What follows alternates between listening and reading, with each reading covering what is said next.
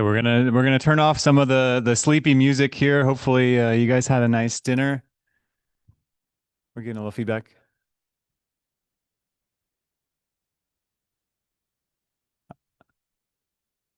All right. Well, welcome everybody. Thanks so much for joining us for our fall VCSQI quarterly meeting. Thanks to everybody who's stuck around since our VHAC state meeting this morning as well. You guys are troopers. Probably fueled by a lot of coffee back there.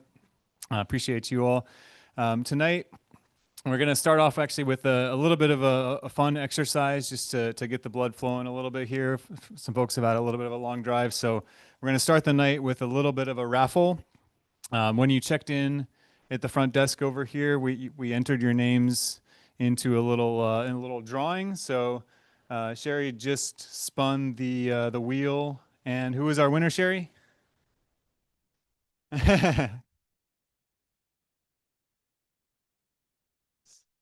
So congratulations, Dr. Singh. Thanks for joining us tonight.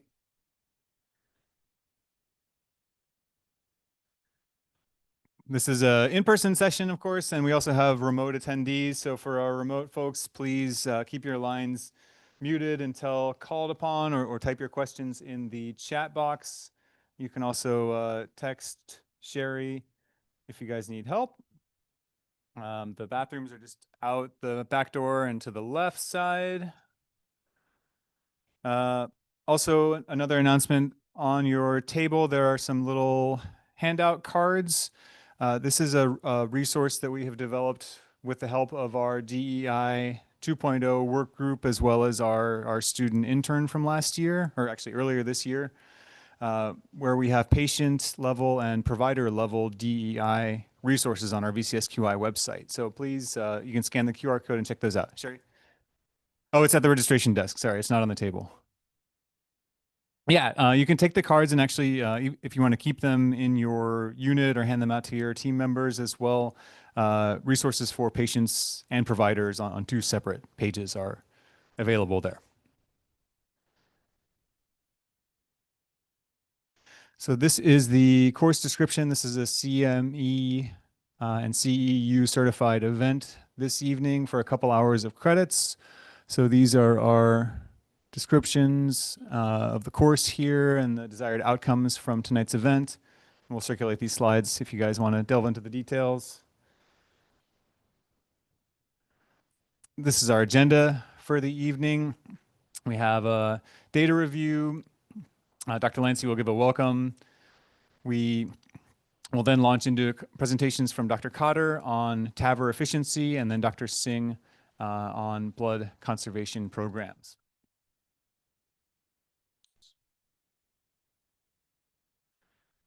Here is another statement about CME accreditation. Sherry, anything to note here?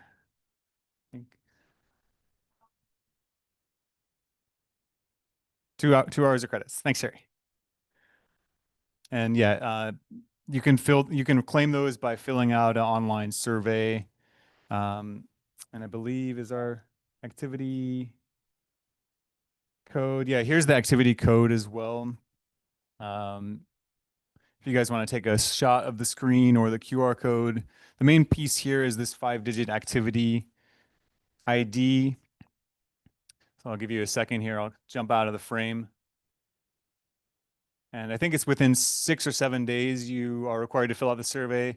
If for whatever reason, if you can't get it in that time frame, email Sherry and I, and we'll still get you your credits. But the easiest way to do it is via the website with this code here. And we also want to thank our sponsors from earlier in the day today. I think they all packed up, but thanks to them for their support of the VHAC meeting earlier today. Also wanted to just give a brief tribute to one of our surgeons whom we recently lost just a few weeks ago, Dr. Kurt Tribble, who was a longtime friend and advisor, sort of informal advisor of VCSQI, and attended many of our meetings, both in-person quarterly meetings as well as work group and breakout meetings over the years. And Dr. Tribble just always had a unique and human-centered perspective that we truly appreciated as a VCSQI audience. So we wanted to honor him and recognize him. We also gave a contribution in VCSQI's name to one of his local charities that he supported in Charlottesville, just to further his good name. So we'll miss you, Dr. Tribble, but thank you for everything.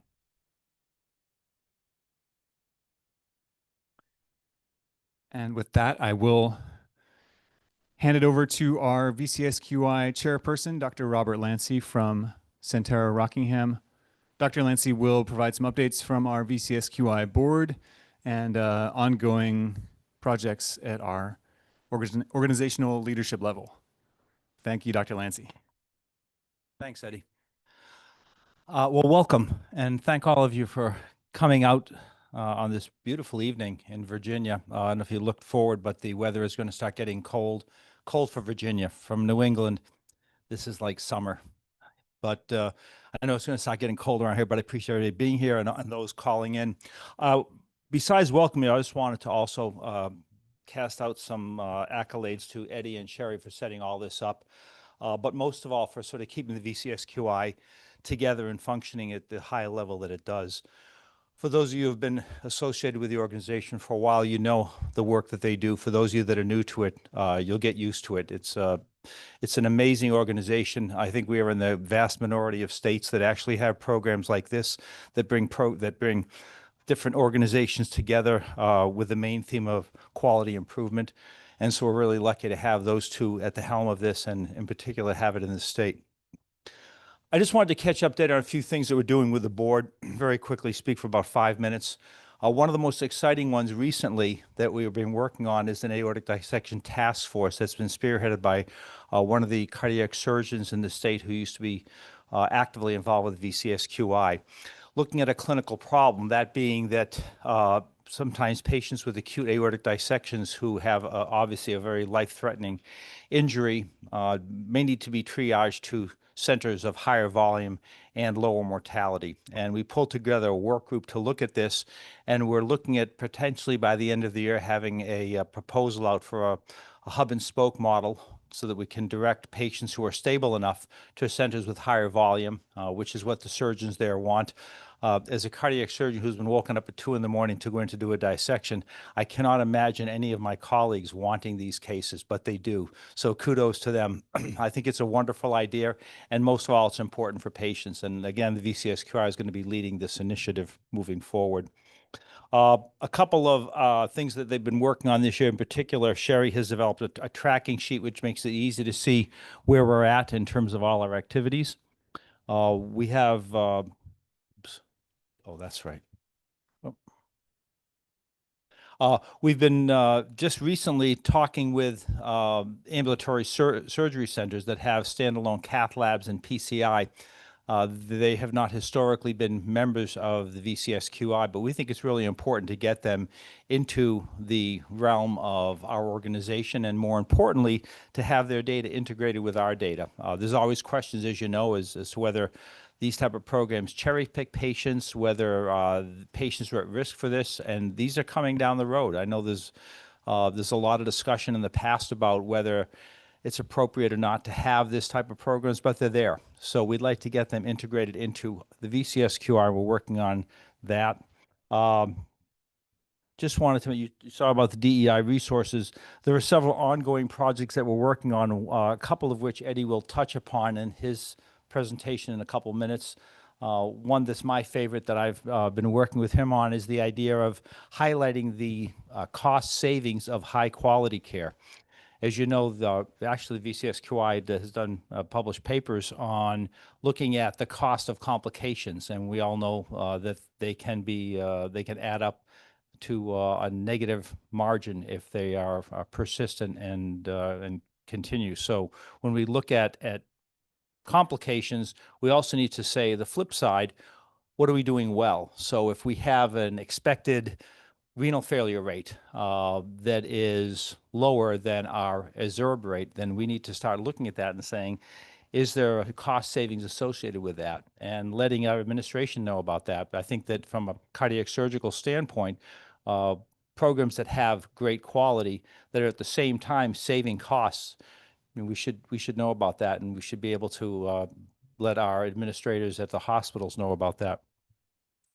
The other thing that I thought was interesting, if for any of you that were at our spring meeting, Sherry presented some data that looked at the benefit of adopting the clinical protocols that have been developed in the VCSQI, and some of the programs that have done that, showing improved outcomes, and that's an ongoing process that we're still working on, as well as building. We were talking at one point about building a manual, and I think that was my idea. So when you're over 60 years old, when you want to get ideas out, you want to put together a manual. When you're under 40, you want to put it online. So Sherry won that one. We're going to, instead of having a print manual of our best practice protocols, it's going to be online for everyone to see and to adopt. And again, I think we need to get the word out that they're just not there for a casual review, but these actually, when implemented, can improve outcomes at different programs. Finally, I want to pitch a little bit the angiography audit program that we have, the angiography audit program. That's been an underused but very valuable resource in the VCSQI now for many years, and I don't think that we're really getting the participation we'd like to see. We've dabbled with the idea of assigning or approaching programs and saying, guess what, you're the lucky one, you get to be reviewed, but we don't want to make it onerous. So if you have not in your programs taken part of this, make sure to mention it to Sherry. I think the programs that do the audit find value in it, and it's there. It's part of our budget, it's part of what we do. So if you can bring the word back to your organizations, we welcome to work with you on that, and Sherry would be the contact person for that.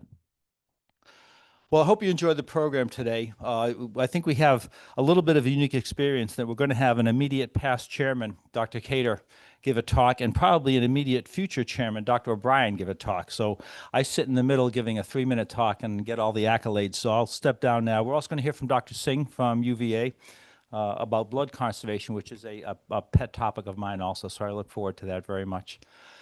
Before I turn it back over to Eddie, though, I want to have Eve Dallas come up. Eve has some important news and information to share with you about one of the many projects she has worked on.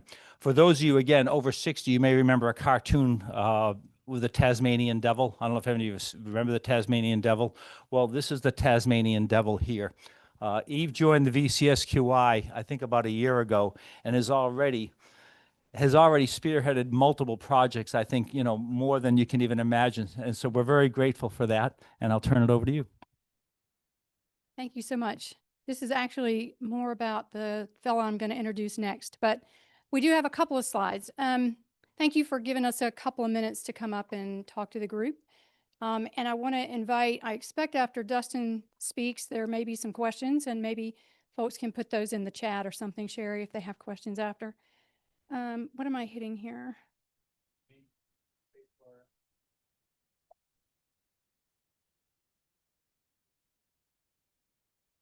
Things a little finicky. Perfect.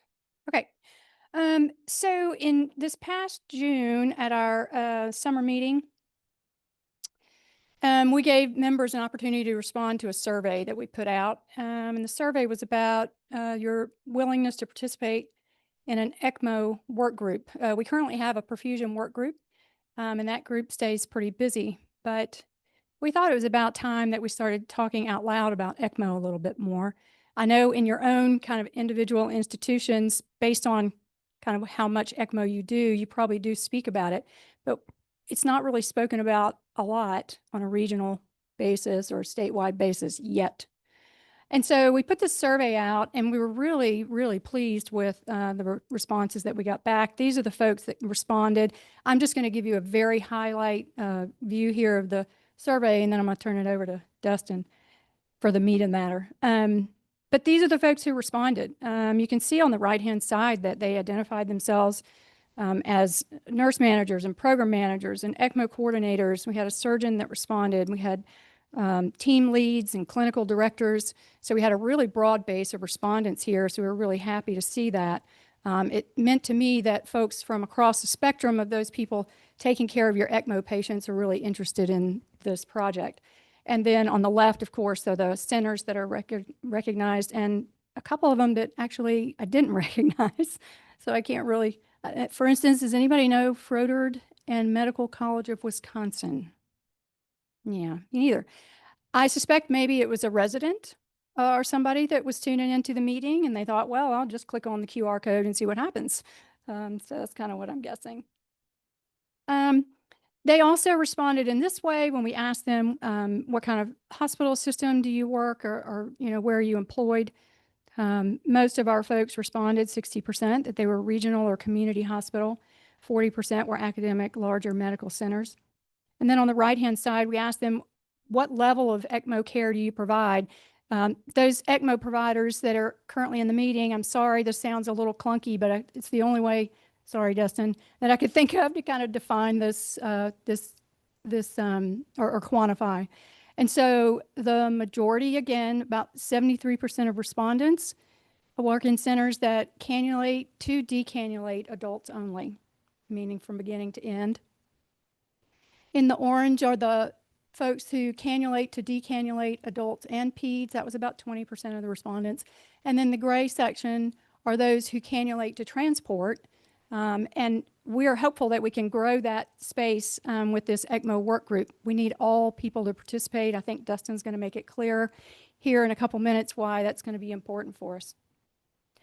We asked, or we posed the question that the VCSQI was considering a work group that would bring the ECMO principles together, and they'd talk about practices and guidelines, data collection and analysis, and asked if you're interested in that kind of work group. Overwhelming majority said, sign me up, we're ready. A couple of folks said, maybe, but we need some more details, and they did in the survey. They gave us reasons why they were a little bit reticent, and we can respond to all of those detail requirements. And nobody said no. We asked if your hospital is currently participating in the ELSO registry. 80% said yes, that makes sense. Those folks that are currently already gathering data and assimilating their data and analyzing it would respond positively to this survey.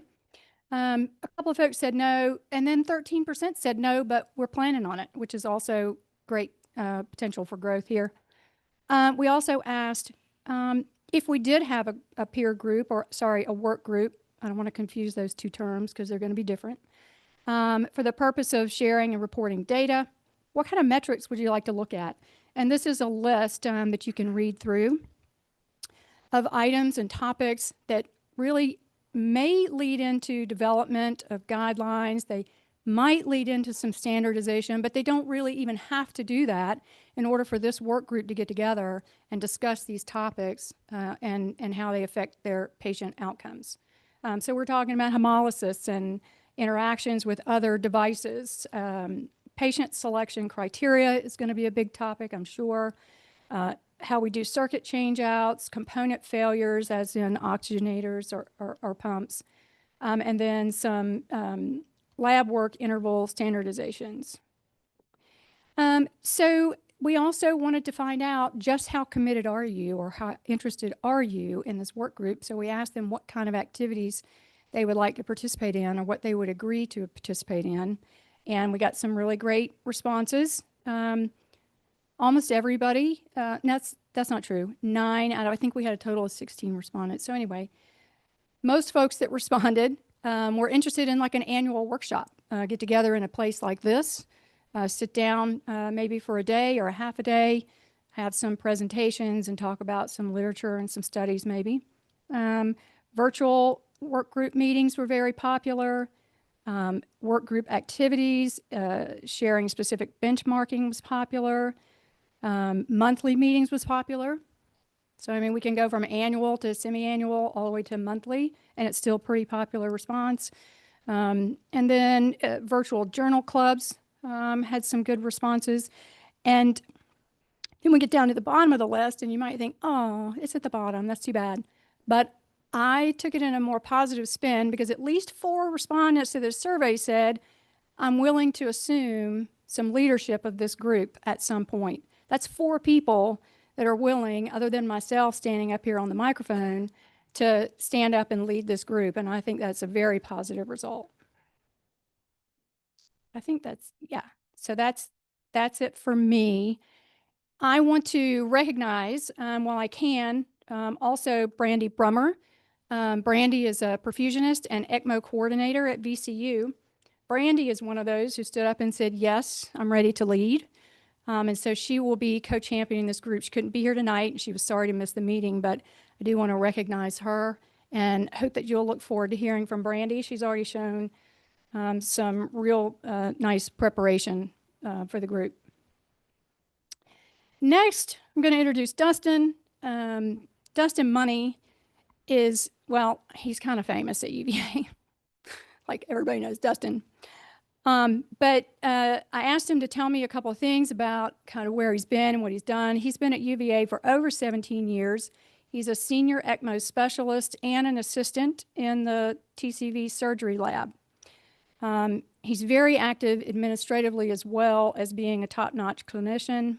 He reviews all of our cases, analyzes our clinical practices for opportunities for improvement and data collection, which includes submission of our data to 2 different registries, including one, of course, being ELSO, which is the kind of granddaddy of ECMO.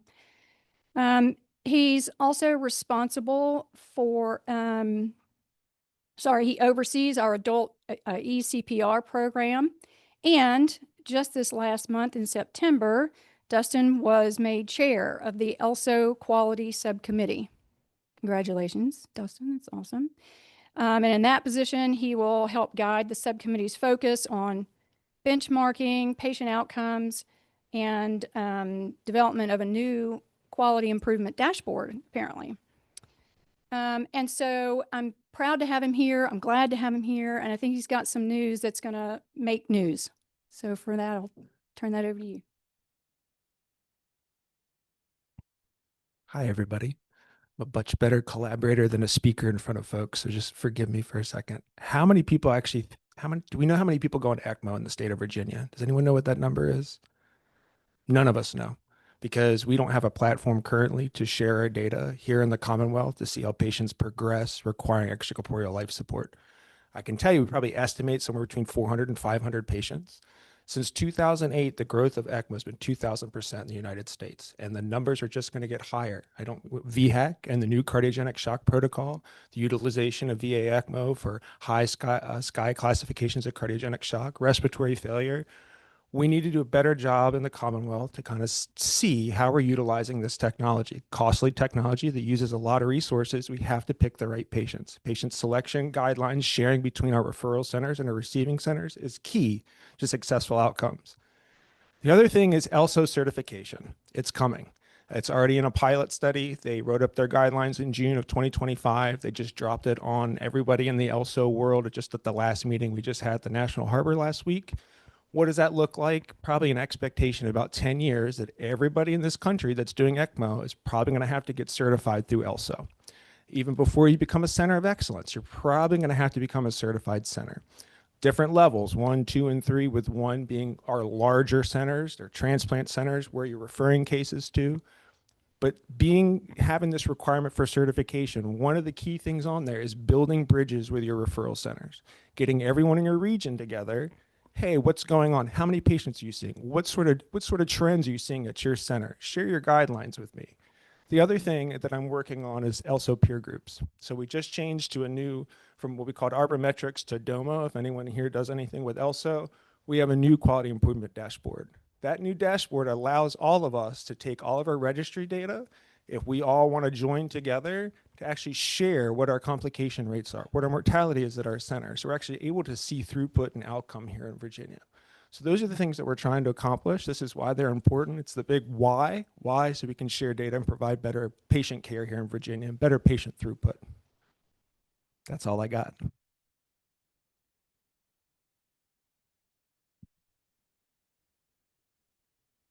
One more thing. So in case you missed it, when we started the whole shenanigans, it was all about just communicating and guidelines and standards, but it looks like this work group may, along with kind of Dustin's guidance, may help us all to kind of foresee what's coming down the road in the certification process and help us all kind of rise the boats together. It's Yeah, awesome. like Dr. Lancey said, there's not a lot of any other states that have this sort of foundation where all the right players are in the room. All the centers that do ECMO, cardiac surgery, probably cath care, they're all in the same place. You are the population we want to talk to so we can get your patients, refer them to our center or another center, actually providing better throughput from each region of the state to get the patients to where they need the care. Thank you so much, Dustin. Thank you, Eve.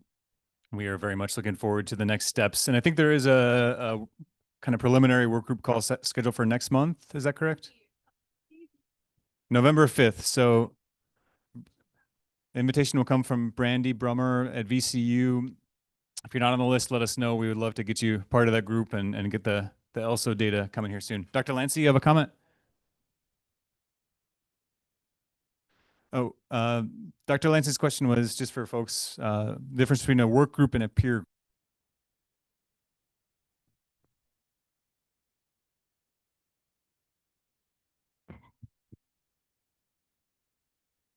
Our subgroups, work groups. So it's like a committee. What's happening at ELSO is this preliminary effort to form what they call peer groups. And the peer group will be a collaboration of a regional group of ECMO programs. ELSO, please, Dustin, tell me I'm getting this wrong. I only know the very basics of it. But what ELSO is, this is new for them, is allowing a peer group to form of regional programs, and then those peer groups can share data, because as anybody that's ever put ELSO data in before knows, you're blind to everybody. You can only get back your own data and information. What ELSO has agreed to do is form a peer group, and that's what Dustin is currently involved in, is forming a regional peer group. And those peer groups will be able to share data amongst themselves and see anything that they want to see with the ELSO information. You know, for a long time, ELSA's kind of come into conflict with their membership of not being very transparent with the data. You submit all this stuff to the registry, and I hope you're a data analyst to be able to pull the data tables, sort them, and use them. We've gone to a new graphic interface that is able to do all that for you. It's Domo. The federal government uses it. It's awesome. Right now, we only have the bare bones capabilities with ELSO, but we're going to expand on that. This allows you to actually query the registry itself, the information you're putting in, and see that graphically through the user interface. There's only been 2 peer groups outside of like Platinum Centers, North America, large volume centers that are the classics that ELSO has, but the UK has had its own private peer group for a long time.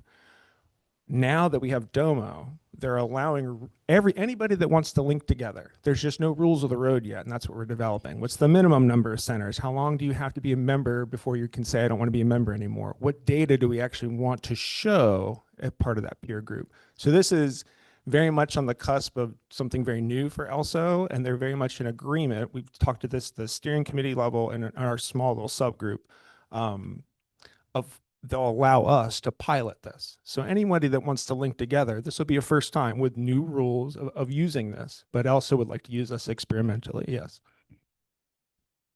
Pretty exciting. So work group, VCSQI, peer group, ELSO.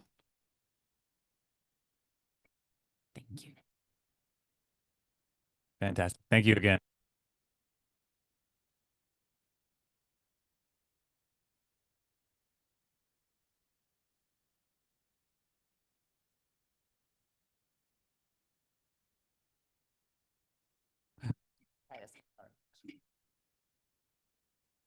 We are going to introduce, as Dr. Lancey mentioned, the Rising VCSQI chairperson in 2027, also the co-founder of the Virginia Heart Attack Coalition. Today was our annual VHAC state meeting. We've been going since early in the morning. Dr. O'Brien is with us, and we'll speak a little bit to the current progress of VHAC this year. Dr. O'Brien, thanks very much for being here with us tonight. Thanks, Eddie. And thank you to VCSQI for allowing me to speak. Hopefully I can keep the energy level up. We had a very big day today, very exciting day. Good, thank you. If I'm limping a little bit, it's Eddie's fault because I ran with him this morning.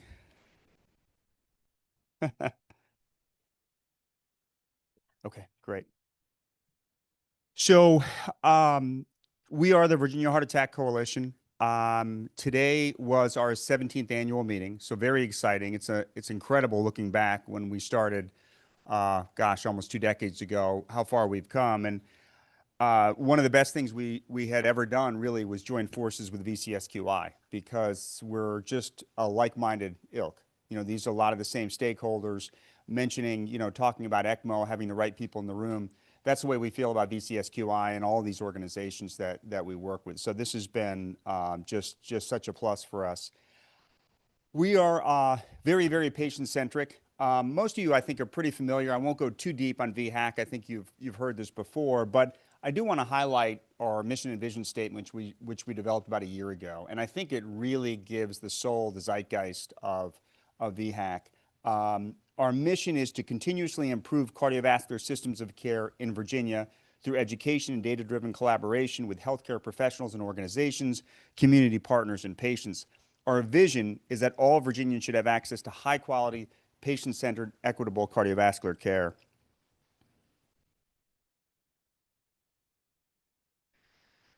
And, you know, one of the reasons that I like STEMI processes and other cardiovascular processes of care and all the stuff that we do here is that it's very gratifying, but it's also not rocket science. We have the ACC/AHA guidelines to tell us what to do. This is a class 1 indication that all communities, the highest level of recommendation that the STEMI guidelines can give anything. So that all communities should create and maintain a regional system of STEMI care that includes assessment, continuous quality improvement of EMS and hospital-based activities. And again, you know, standing in front of an audience like this is, you know, preaching to the choir. But I'll show you in just a little bit an article that came out in JAMA Cardiology showing that this is actually not happening to the degree that it should. Still in some parts of Virginia, but definitely across the country. And this is a class 1 indication. You know, this would be like not doing this work would be like not giving a STEMI patient aspirin or sending them to cardiac rehab when they're done. I love this picture. I show this every year. This says so much without any words. This is also what we're all about. We're very much a pre-hospital. I'm a cardiologist, but I learned pretty quickly 17 years ago that this was not going to work if this was just a cardiology-centric effort. This was STEMI care as a team sport, and I think this sums it up. This is a paramedic in the field, maybe can't see from the back, holding up a pre-hospital 12 lead with an inferior STEMI. Hopefully that's going to activate the cath lab. That patient's going to get rapid reperfusion therapy.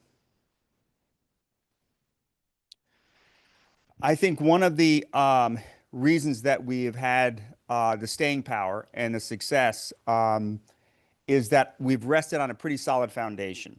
You know, we determined early on if there were 3 legs to the stool, or ultimately we call our 3 pillars, our strategic priorities, what would they be? The first is regional collaboration. As I showed you from the ACC/AHA guidelines, we needed to come together as a state, much like VCSQI. And we needed to do that not only at the state level, but in each individual level. So when people go home tonight, they're going back to Tidewater, Roanoke, Northern Virginia, Charlottesville, what have you, and they're getting back to work on improving STEMI systems of care. In the center, by no accident, is what I think probably is the most important aspect of this, if there is one, and that's EMS engagement. Again, STEMI care is a team sport, and if we weren't going to get out into the field, beyond the doors of the hospital, work with EMS providers, empower them, educate them, get them the tools they need to diagnose, to rapidly recognize these STEMI patients and get them to us, this wasn't going to work. And then lastly, as I tell the group every year, it is all about data, because without the data that we see, that we'll see tonight or that we've looked at before, this is a lot of nice talk, a little bit of kumbaya mixed in there, great things we want to do. At the end of the day, the only way we know we're having any effect in Virginia is by analyzing, looking at the data and following it longitudinally. So this was the year we really accelerated. We inaugurated our first VHAC board. I'll show you those folks in just a sec. We completed our bylaws. This was part of kind of a top-down or bottom-up SWOT, strengths, weaknesses, opportunities, threats, that Sherry led us through, looking at all aspects of the organization. How do we broaden our participation? How do we become more effective? How are we sustainable? Our clinical work groups are where a lot of the action occurs. I'm going to talk about those in a moment.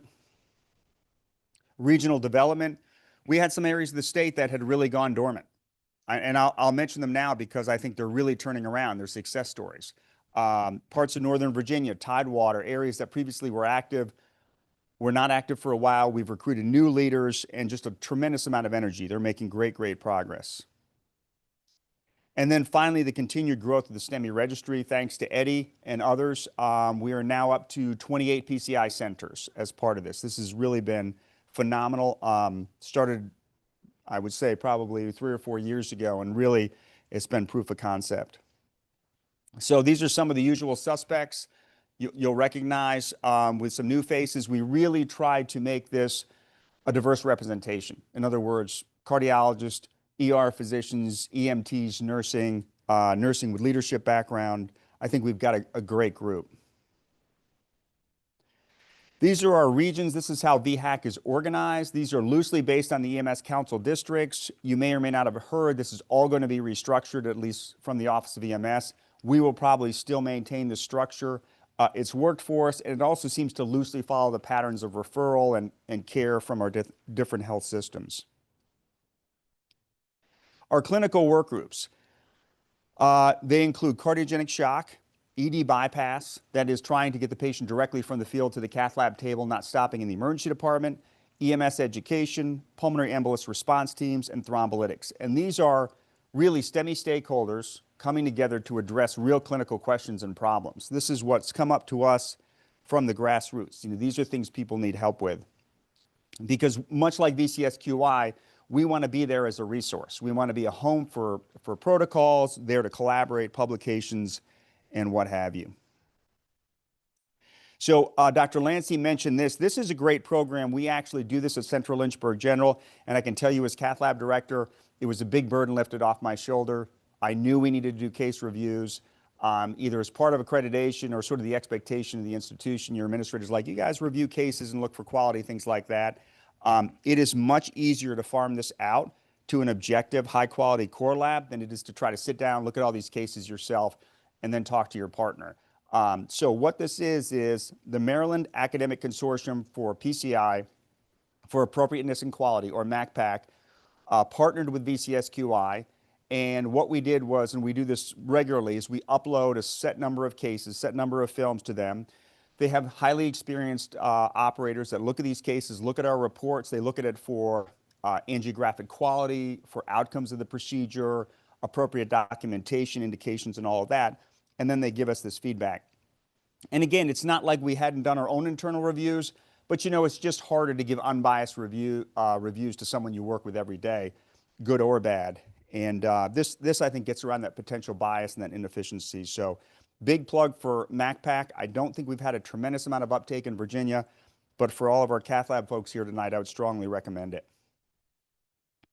So we're not going to talk about data, I don't think, right now, but one of the things that I feel like we needed to refocus on is door to balloon and first medical contact to balloon. So that's when the patient contacts the medical system. That could be when the paramedic walks into grandma's living room and she's having her STEMI, lays hands on the patient, that's when the clock starts. It ends when we have an open artery or device activation. Door to balloon is similar to that, but it's a private vehicle patient. It starts at the door to the hospital.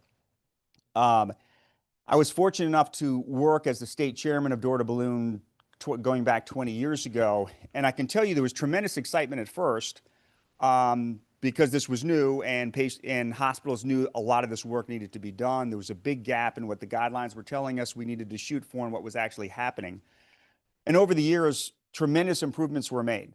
But in the meantime, I think as we see with a lot of quality initiatives, you think you have it fixed. You go back and look at it again, you go, uh-oh. You know, it's drifted. Because let's face it, we're working in a space with tons of other priorities. You know, all the things we talk about, you know, I would talk to hospitals and they say, you know, to be honest, our door to balloon times used to be better. But then along came my administrator and now I got to focus on readmissions, sepsis bundles, you know, all that kind of stuff. There's just so many demands on the bandwidth of these folks. Well, it wasn't just kind of our intuition. This was actually an article in JAMA Cardiology that looked at institutional variability in the processes of care across the United States. And I won't go into all the details, but the numbers were much worse than I thought.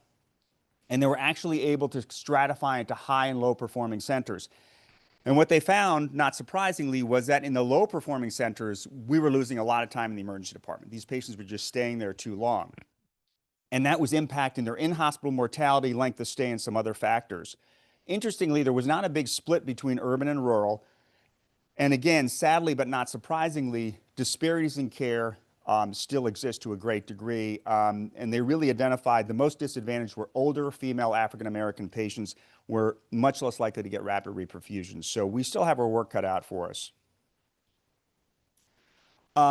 So what are our challenges for the coming year? This year, what we typically do in our annual meeting is we look back at what we've done and we chart a course for the coming year, for the future.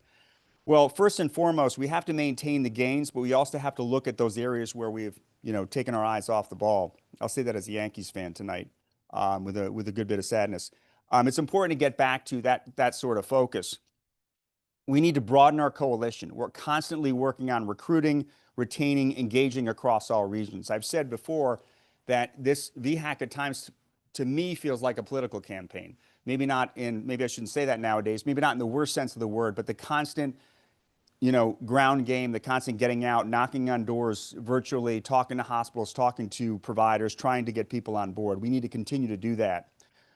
We need to support and strengthen our stakeholders and our systems. And this, I guess, is true of VCSQI as well, because I think we're heading into some troubled waters. We know and I'm not a healthcare economist, but I've already heard rumblings of what the big, beautiful bill will mean for especially rural hospitals, things like that. Anybody who's tried to go and ask for another FTE recently is starting to run into that reality. And then we need to continually adapt and redefine ourselves organizationally, but scientifically. Cardiogenic shock looked a whole lot different when we started VHAC 17 years ago.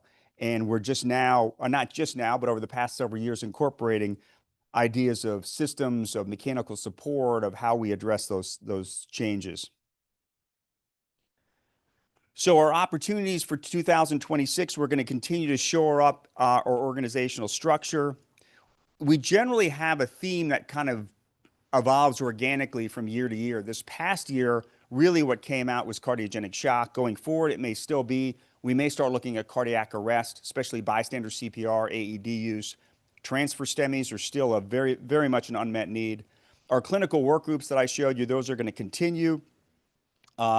Thoughts about partnering with other organizations such as stroke.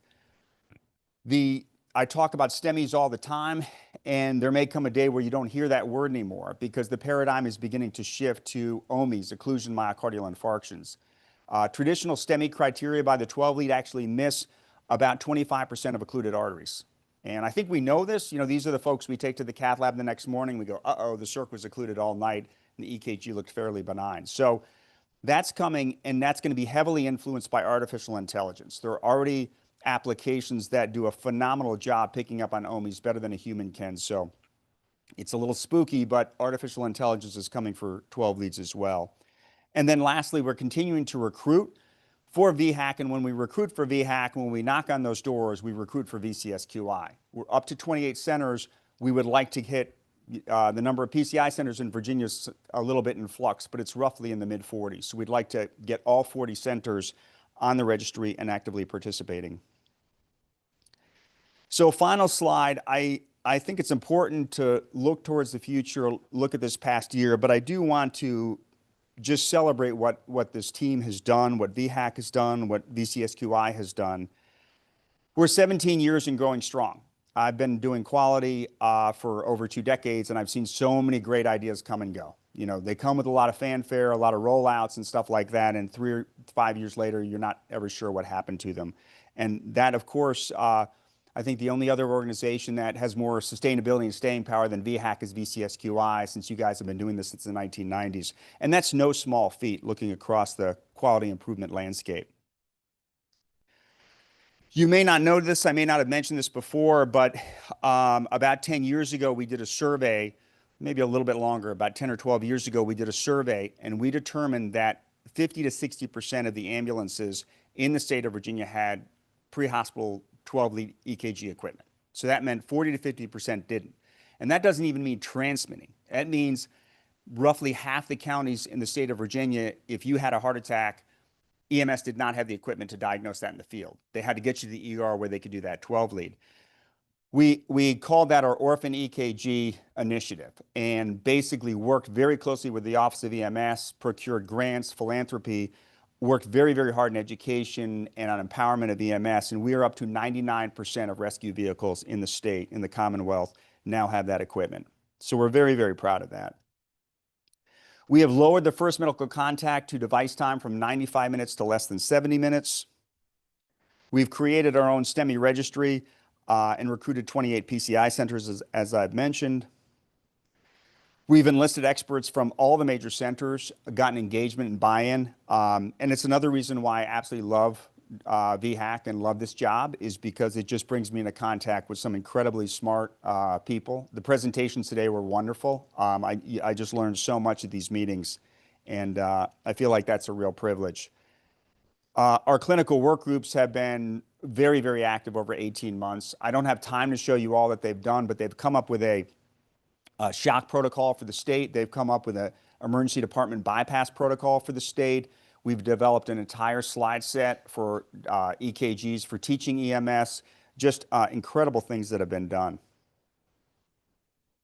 And we continue to meet monthly. It's a very, very active organization. It's really week in and week out. These individual clinical work groups meet. We meet as a steering group, the board. We're constantly moving. We're constantly moving ahead. And we are not going to stop until every patient in Virginia has access to optimal MI care. So that's our passion. That's what keeps us going. Thank you.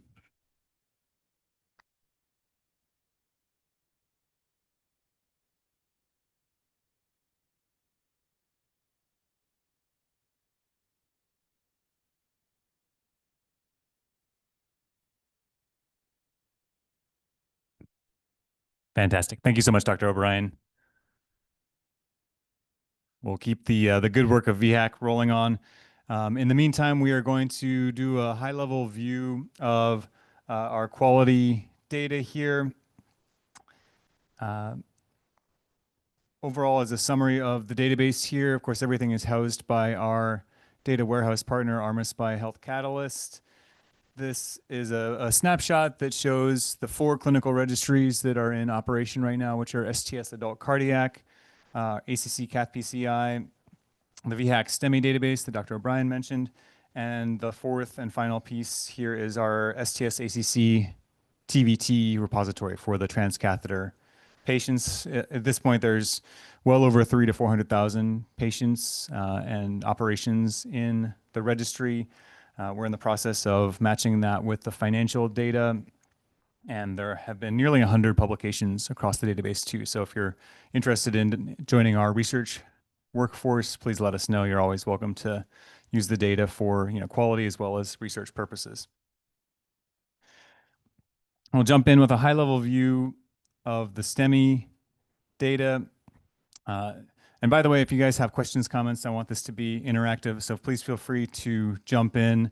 Don't be shy, come forward as well. If the text is a little small from the back of the room, Mike, I see you squinting here. So you can move up a table or two. But this shows our data by region for the 5 main measures we've been tracking as part of the STEMI repository, which are a couple transfer measures, door in, door out time, transfer time between centers, as well as a few first medical contact to device times, the proportion less than or equal to 90 minutes, and then the median times to reperfusion therapy. We have them broken out for our overall VCSQI VHAC average, as well as by the 6 regions that make up our great Commonwealth here, and they're color-coded to show where regions are, excelling and surpassing the VCSQI benchmark, and then where the opportunities for improvement lie. We have a lot deeper drill down from our VHAC meeting earlier, so if you guys want to delve into the numbers in a more precise way, we can share those slides with you as well. This is a trend line of the overall median FMC to primary PCI time for the non-transfers. You can see there was a steady trend downward quarter over quarter, but there was a little bit of a blip up in the last 6 to 9 months here. So this is an area we're going to be tracking pretty closely just to make sure that the FMC to primary PCI continues to go in the right direction. So that's a teaser on the STEMI database, since we spent a good amount of time on that earlier in the day. Next, we're going to move into our cath PCI population. I should have mentioned earlier that VCSQI as a vision of being the statewide heart team approach to cardiac care. We're going to show data from a lot of seemingly disparate areas, but it all gets woven together in the interest of providing the optimal patient care for our heart patient population. So for our cath PCI, this slide has a lot of bars. This represents, first of all, how many programs have joined on to our cardiology initiatives now, where we've broken them down into 3 categories: our low volume on the left, medium in the middle, high on the right. The 2 colored bars show the prior rolling 4 quarters against the most recent rolling 4 quarters of data ending in 2025 Q2. This measure shows the proportion of cases, all comers, that received care via the radial access site. So our VCSQI average was about 71%. The national benchmark is only about 60, so we are surpassing that red line here with the green benchmark. But you see there's still a fair amount of variation by program, including a couple sites that are down near that 50 to 60% area. So there's always variation by program here that we see.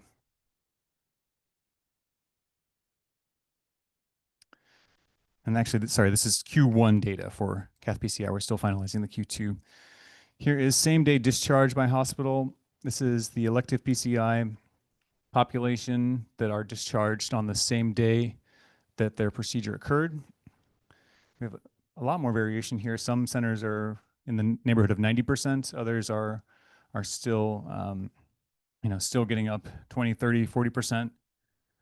The gaps between the orange and the yellow bars display, how much your program has improved in the latest year as well.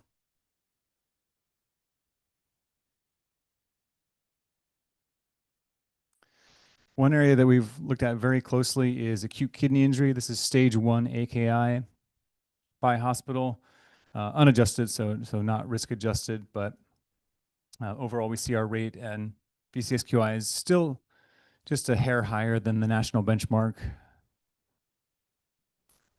And this has varied a little bit by, by program and by time period as well.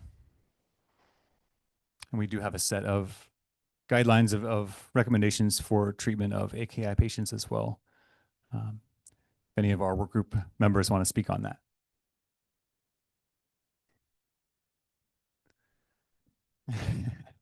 People are asking me what the codes are, and I'm trying to remember. It's okay. Yeah, we can send you your codes later too. But one area that we have also spoken about is efficiency, both in the operating room as well as in the cath lab. This chart shows the average procedure time for our low risk PCI population. That's a predicted risk score of less than 1% predicted mortality for cath PCI, just to try and level the playing field, so to speak, here a little bit. The average procedure time is about 65 minutes across VCSQI centers, but it ranges pretty widely from about 40 to above 80 at the highest center.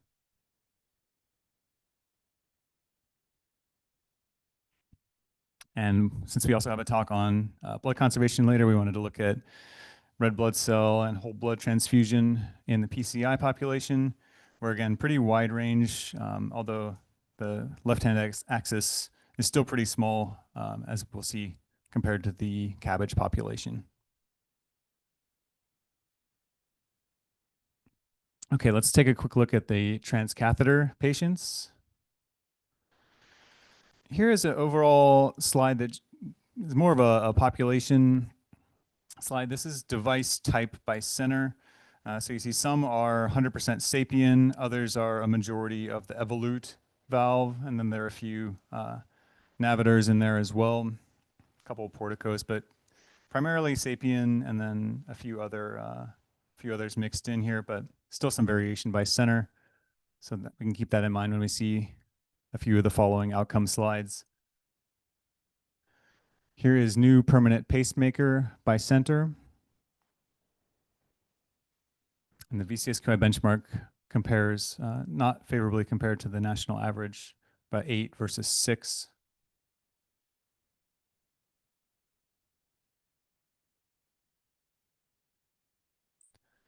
Eddie, we have a Yeah. question. Go ahead. Quick question, Eddie. Have you looked at a type of valve implanted and pacemaker incidents? Yeah. Okay. I don't think we have the slide tonight, but we can definitely, Okay. we can slice any of these slides, like combine the previous slide of device type against pacemaker, for Sure. instance. Okay.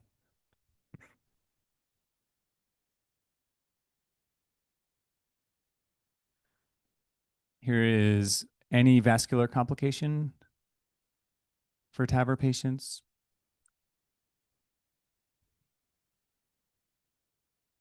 I tried to highlight ones where there was a pretty wide variation between practices. So the best practice is under 1%. On the other hand, on the right-hand side, we're at nearly 1 in 6 patients.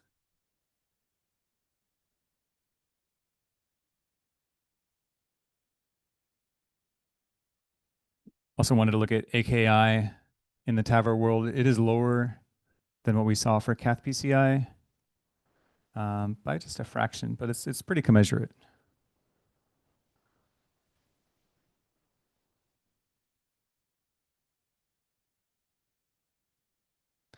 And here is our packed red blood cell transfusion. This is any kind of intra or post-procedure transfusion for the TAVR population.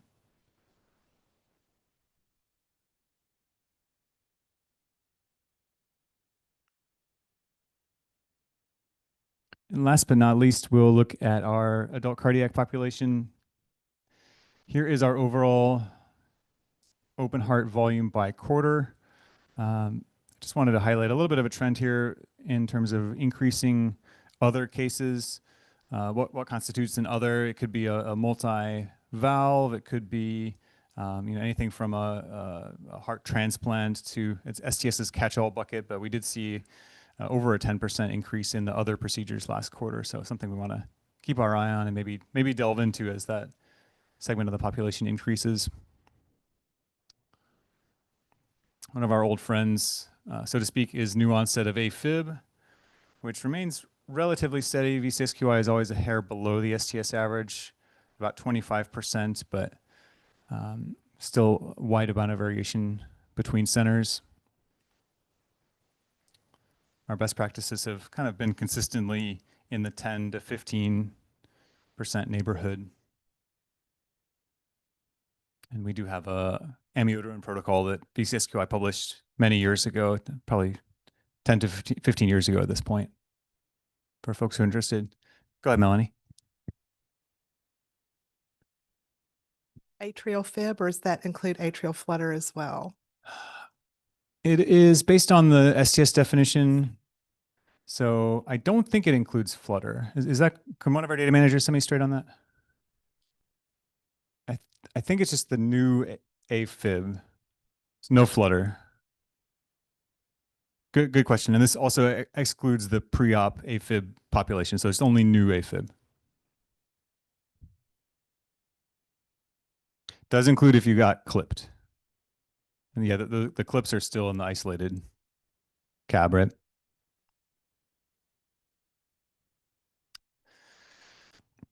So we spoke to AKI earlier. Here's the risk-adjusted renal failure. So stage 3 AKI. Of course, the STS benchmark is 1.0. That means you're seeing exactly as many renal failures as the STS algorithm would predict. Anything above 1 means you're a higher rate than that their algorithm would predict for your patient population. So our VCSQI average is nudged above 1. It was below 1 for a few quarters, but we're back seeing a few more renal failures than usual.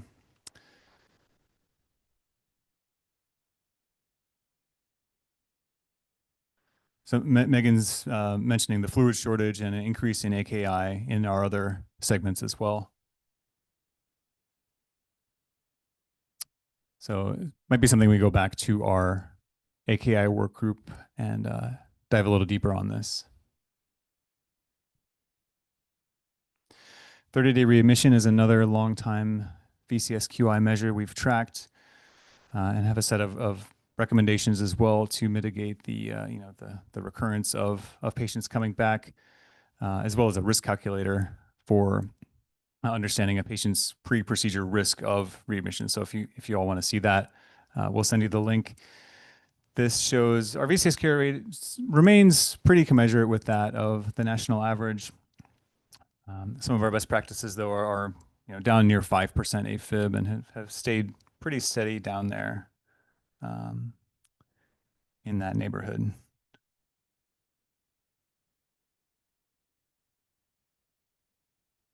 And a couple last slides before we turn it over to our featured presentations for the evening. Here is any blood use by hospital for our CABG population. We're above 1/3 of the population, but that still is lower than the national average of about 41%.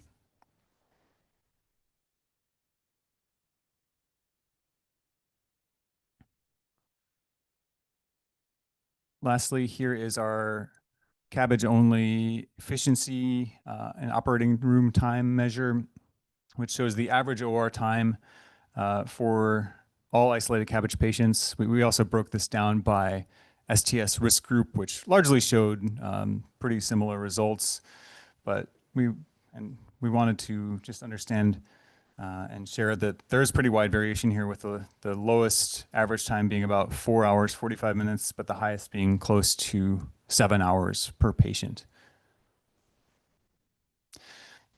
And this is a segue and a project that Dr. Cotter has helped to spearhead over the last couple of years in terms of the OR efficiency measures. So tonight we will be looking at a slightly different segment of the patient population with Dr. Cotter, but it highlights his good work in operating room efficiencies and the TAVR population. Dr. Cotter is a cardiothoracic surgeon at VCU. He's also former past chair, actually immediate past chair of VCSQI, as well as immediate past chair of our research and writing committee, longtime VCSQI board member and contributor.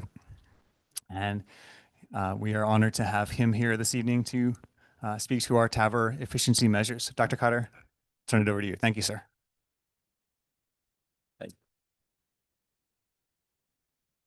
Thank you, Eddie. That's an unbelievable good amount of the data that came in front of us to just make some meanings. I usually say that numbers don't lie. It's not like in my experience, like, well, here is the number, so it should speak for itself. So thank you so much for the hard work that you put behind, and Sherry to make this happen. I also really want to, say thank you to O'Brien. I mean, what a great work. What a great work. I really like the last line on your slide, that every single patient with an MI in the state of Virginia must get optimal care. And that's the goal. I mean, I applaud you. I mean, that's a very, very, noble thing to pursue. And it takes a lot of personal time and effort and ability to deal with, people not returning the phone calls, like not responding to the emails. So my hats off to you for that work you're doing. At the same time, I was also thinking that what if we should at least like maybe encourage some future O'Briens to say that no patient who has MI in the state of Virginia will ever get second MI. So secondary prevention. I think primary prevention is kind of like hard to kind of put the finger on, but the secondary prevention, you have a captured audience right there. And we should put like every ounce of our effort to say that like, MI, never again for those guys. So let me get back to what I have here. this is not much of a presentation. This is me sharing some of the work that we have done in our institution and some of the things that I thought have impacted positively towards our patients' outcomes. And I wanted to share, because that's the essence of this organization, is to, share with each other what we think is better for our patients. I mean, that's where we are. I want to also acknowledge my fellow, Dr. Gadala, because I borrowed some of the slides from her. She graduated as she went on to do the practice, but I still like to mention her name. So I am privileged to present this data here, but this is the work of the whole team. I'm just fortunate enough to be here to talk about it, but this is the hard team that's behind this work. As I mentioned, my objective here is to just, share the experience of doing TAVRs over 10 years with the focus on improving patient outcomes with specific modifications to the procedure. I have been part of the TAVR since its inception, at least like on a large scale, 2011, 12. And I have seen quite a few improvements in the technology. And then I also have seen quite a few improvements in the ease and the efficiencies that teams have developed over time. And I think it's the combination of those things that have made significant impact on how we do the TAVRs now. As we should really understand that the natural history of severe aortic stenosis, once they develop symptoms, is pretty bad. And this is a very old paper by Dr. Eugene Braunwald. But it explains that once you have the symptoms, which is like the dot here, the trajectory is pretty bad. As you could see, that it just goes down really, really fast. And the common symptoms you have on the right side here, the angina, syncope, heart failure. The heart failure is perhaps the worst of the three. So once they develop that, it really takes the patients down really, really fast. So the transcatheter aortic valve replacement initially was started off to see how would it fare in the group of patients who are very high risk to undergo aortic valve replacement with surgery. And when they were screening that, there became another group of patients who literally just couldn't go through surgery at all. They just are too frail to undergo any major heart surgery. So that became like a partner B trial, and then it became partner 1 trial. So this is for the high-risk patients.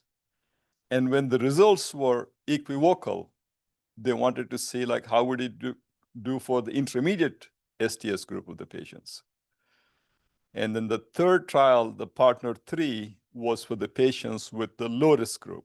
And by the way, the aortic valve replacement predicted risk was based on the STS calculation.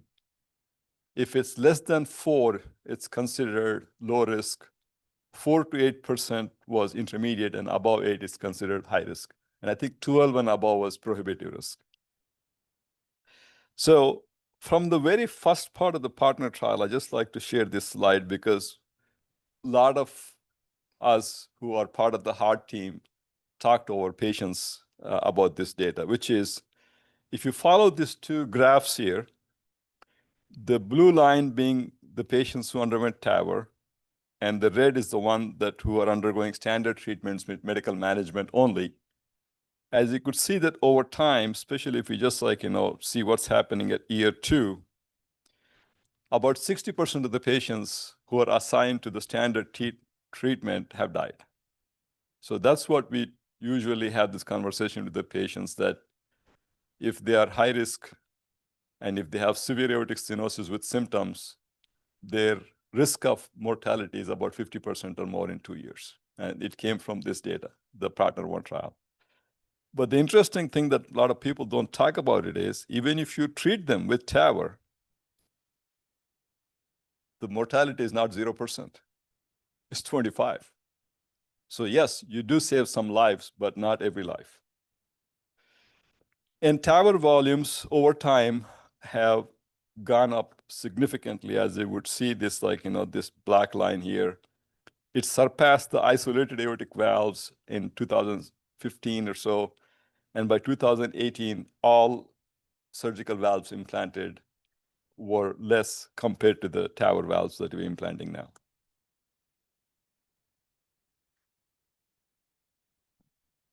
There it is.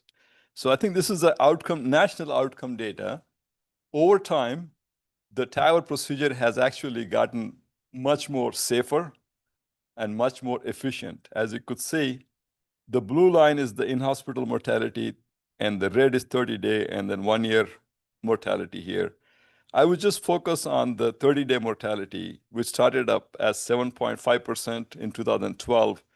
Now it's down to 2.5% or less. So it has definitely improved over time. Similarly, the rate of strokes, I would again pay attention to the red line, which is like a 30-day stroke. It's in the range of like 2.2 to 2.5%.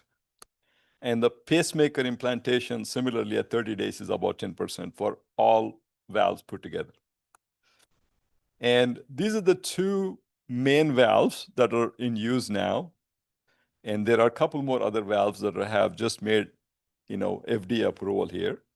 But the SAPIEN onto the left of your screen and the Evolute is onto the right of the screen.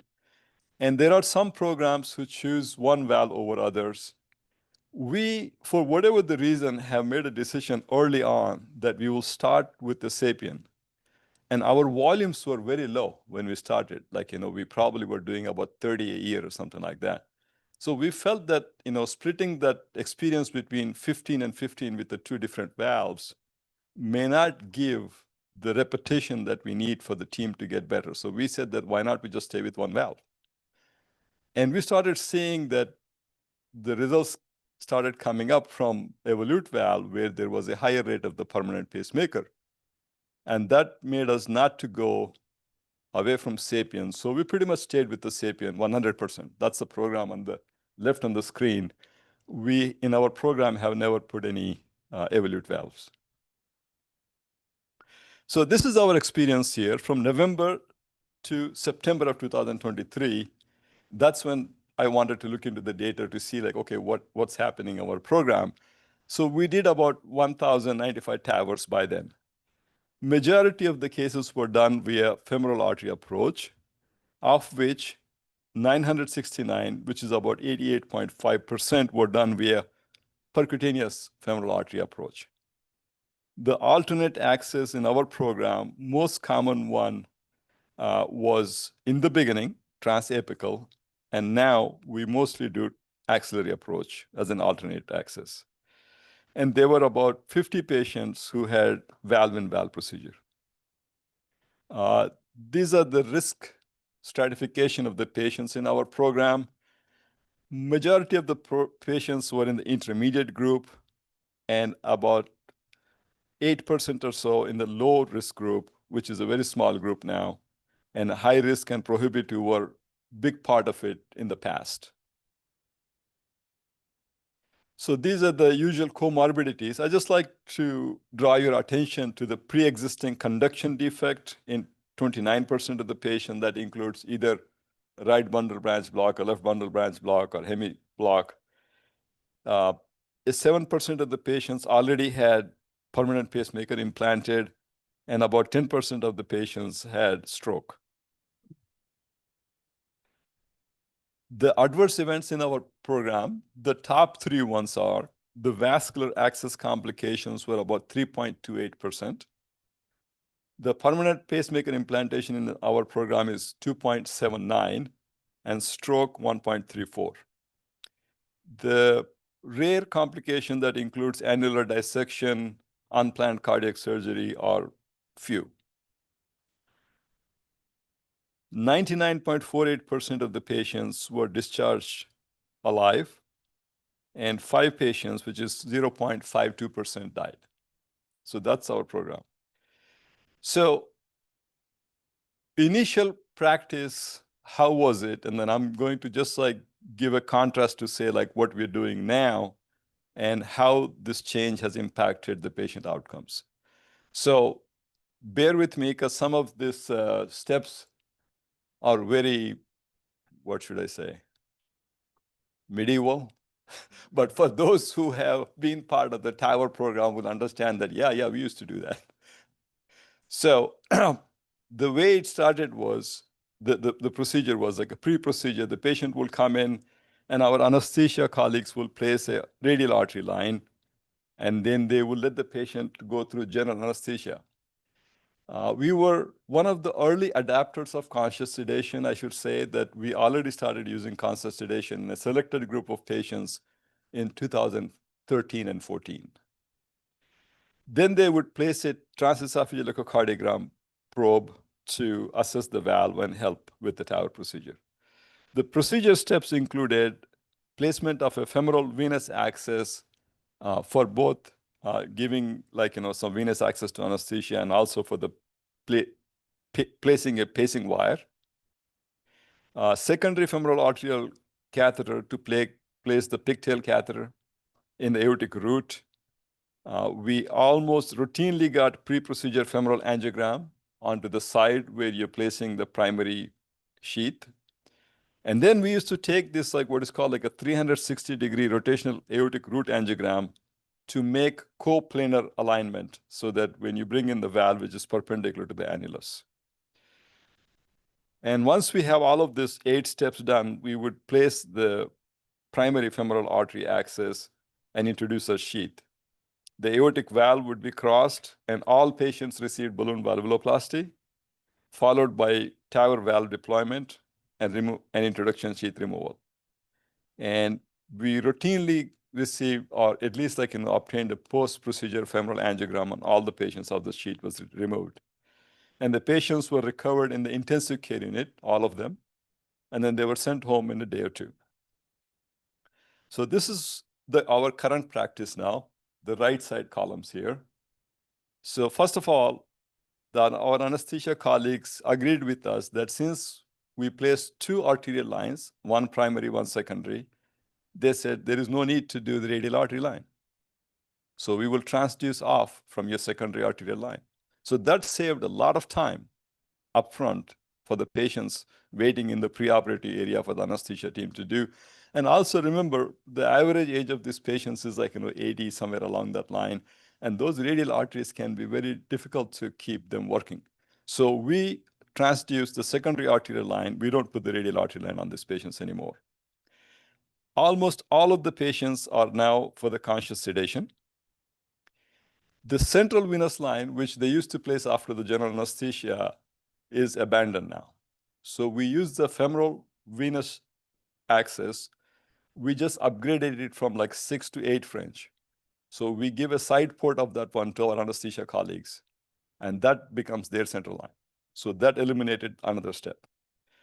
Again, transthoracic echocardiogram now is a standard, so no more TEEs are being done.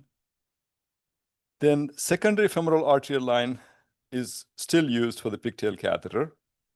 Now, step number 7, pre-procedure femoral angiogram, we have abandoned that because we have noticed, I actually tracked the data on consecutive 100 patients to see, did we find anything new compared to what was found on the CT angiograms on these patients? The answer was no. Then I said, why are we doing it? So we just use an ultrasound now. So item number 7 was removed. Then was this 360-degree rotational aortic root angiograms. And that is to align the annulus perpendicular to the axis of the valve that's coming in.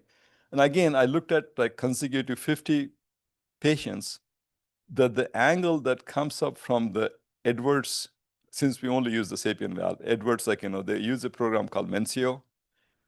It reconstructs what the angle should be, the coplanar. And then I started correlating to say that, okay, we spent this 8 minutes trying to get this picture, the angle is same. Then why not just go with that angle to start with? So now we eliminated the 360 rotation. We just use their angle and then make adjustments if we need from that point. Proceed, step number 9 is same. 10, balloon valvuloplasty is now done only in selected group of the patients. Step number 11 is same. Post-procedure femoral angiogram, same. When I did those like 50 consecutive patients to see like, if we have done any intervention on those patients by doing the femoral angiogram, there was none. Then I said like, why are we doing this? So we use ultrasound to know that the blood vessel is not damaged, it's patent, and there is a pulsatile flow through it. And that eliminated a lot of time and contrast. And most of the patients now, except if they develop a heart block or something, they recover in the recovery room, and then they go to the regular telemetry floor for overnight follow-up, and then they go home. So if I have to summarize as to what were the sort of like 3 big steps that we have made difference in our program, I would say that in January of 2007, we eliminated completely doing the rotational angiogram. And then in July of 2020, we stopped doing routine balloon valvuloplasty. And in July of 2022, we eliminated doing femoral angiograms routinely pre and post. And we have always used 50% diluted contrast from the beginning of the program. So that helped a little bit with the contrast load. So this is a kind of busy slide, but it has a summary of what has happened when we removed the rotational aortic root angiogram, balloon valvuloplasty, and femoral angiogram.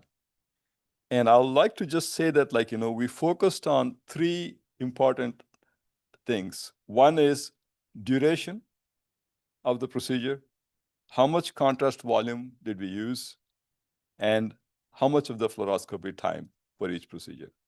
And then we kept a close tab on what happened to the adverse events on these patients, and of course, the survival.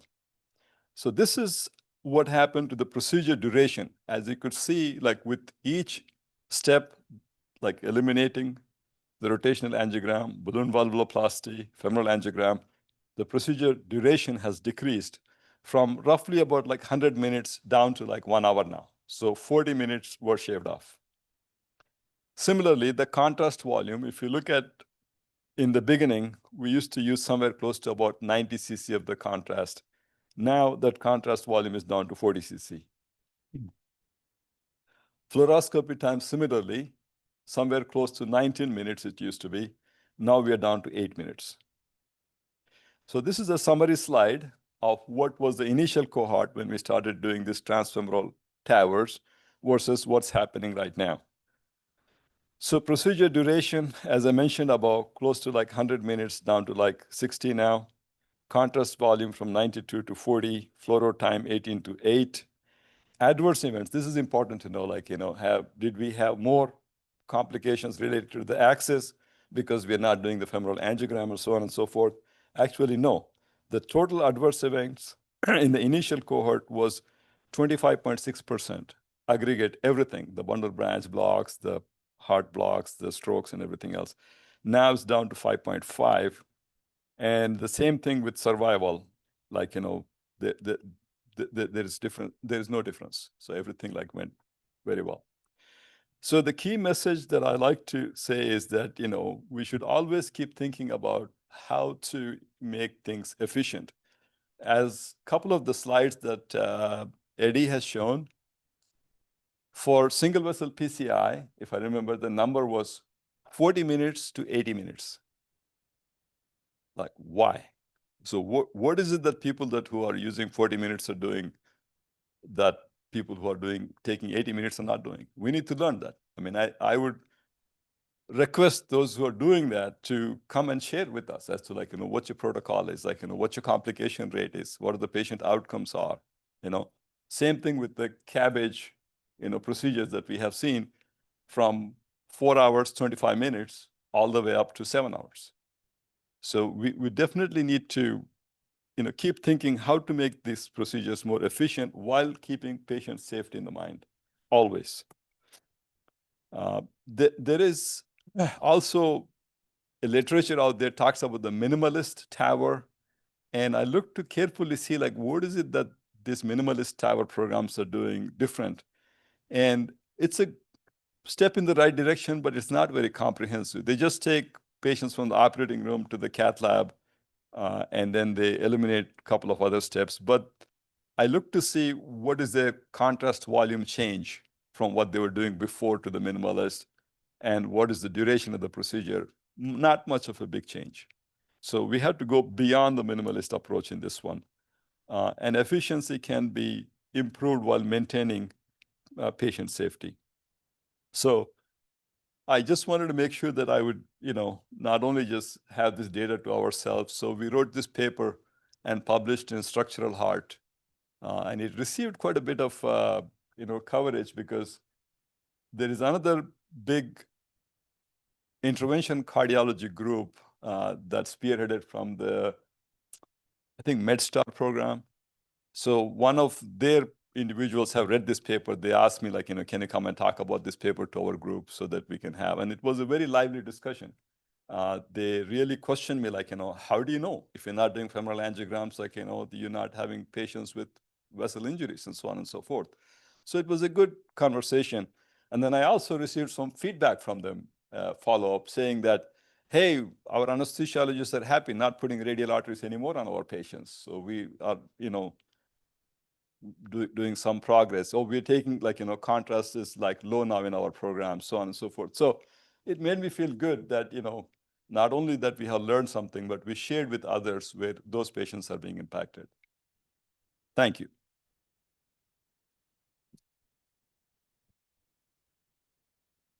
If any questions, either, yes, sir? Yep.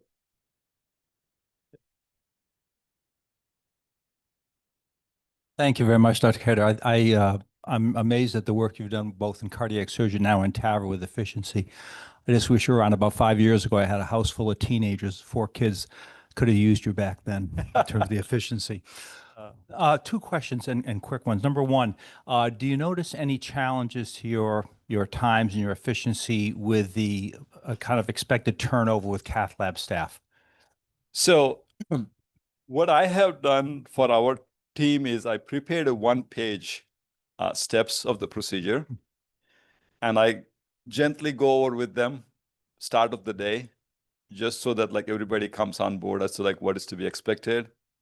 And I have noticed that, like, for example, this past Wednesday, we did 5 TAVRs and we were done by 5 p.m. Mhm. So they buy into that. And as a matter of fact, they see that as like, okay, bring it on. We will do it for you, kind of thing. So Right. it has been received positively. That's a great idea, the feedback. Yes. The second question is, Yep. and first a comment, I was looking at the way you've changed to the pre and post, and I was delighted to see that we do everything that you do, and we also get 5 done by 5 o'clock. Outstanding. The one thing we don't do is the scan of the vessel, ultrasound scan. We still shoot femoral arteriograms at the end of the case. So can you just tell me quickly who does those? Is it the cardiologist or you doing them? And what are you looking for? Do you do color flow with it? Because some of the findings that we have once in a while are pretty subtle. We rarely have an occlusion, but sometimes we'll have a pinched vessel, and we're sort of, determine, is that something we need to do anything about? How do you get good views, and what do you look at when you're doing that? So that's a wonderful question. So what we have done is we took a couple of minutes extra pre-procedure to scan the blood vessel in the best possible ways that we can scan ourselves, myself and our cardiologist. So that's our reference, and we sometimes record it, but we know, like, how it looked like, kind of thing. And after the sheath comes out and then protamine is given and so on and so forth, we do scanning. We don't have any technologists coming in to do that one. You go back and look with, like, the vessel back and forth, see for any areas that may have been narrowed. More importantly, once in a while, you may see like a dissection flap or something like that. So those are the things that you can catch. And then you study them, trying to say you need to balloon them or something like that. But if you don't see it, that's good. Yes, you can see the flap. And then we also use the color flow after that, just to see that you have a triphasic flow of the blood. And then that's our assessment. Thank you. You're welcome. Great presentation. Yep. But I'll be happy to share with anything. Again, that paper is out there also, Structural Heart. So the details are there about every step that we do. Thank you again. Thank you again, Dr. Cotter. Before we move to our last presentation of the evening, we do have one other just quick fun exercise just to keep the energy going here. Sherry has a couple more raffle winners we want to announce. Sherry, go ahead. And I promise I didn't cheat. I used a system that randomly picks names. And the first name that was picked was Megan Vaughn. Yes, I'll bring it to you. I'll bring it to you, Megan. The second name was Dustin Money. Thank you both. Fantastic. Megan gets the first pick here. Oh, okay. Okay, there you go. All right.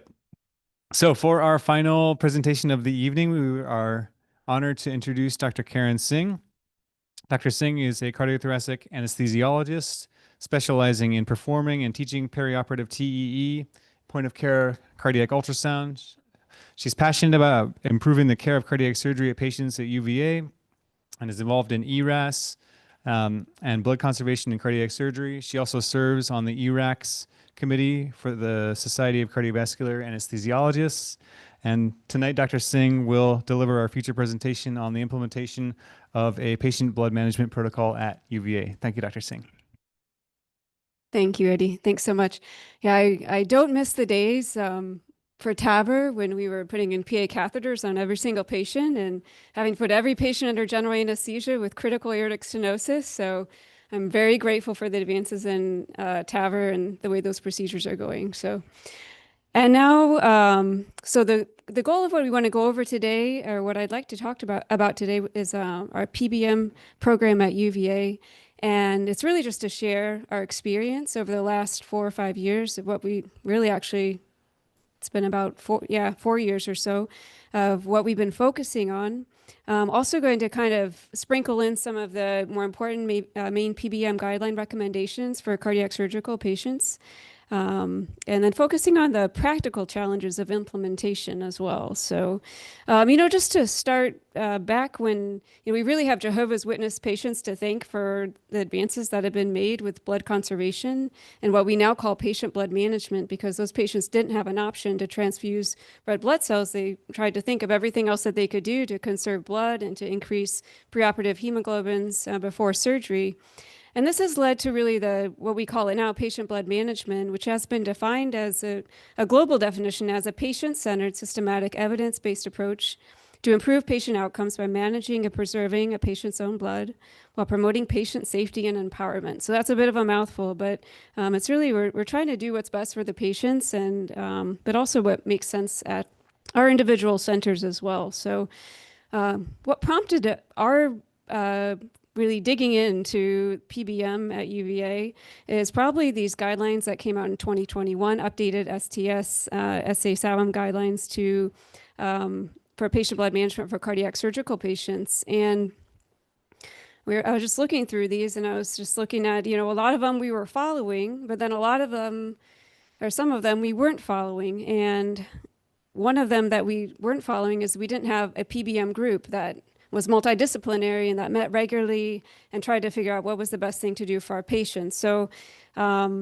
this sort of led to us focusing on this at UVA. And so some things that we were following, I won't read them all off here, but we were doing a lot of the basic stuff. We do follow more of a restrictive transfusion threshold, hemoglobin of 7 or 8.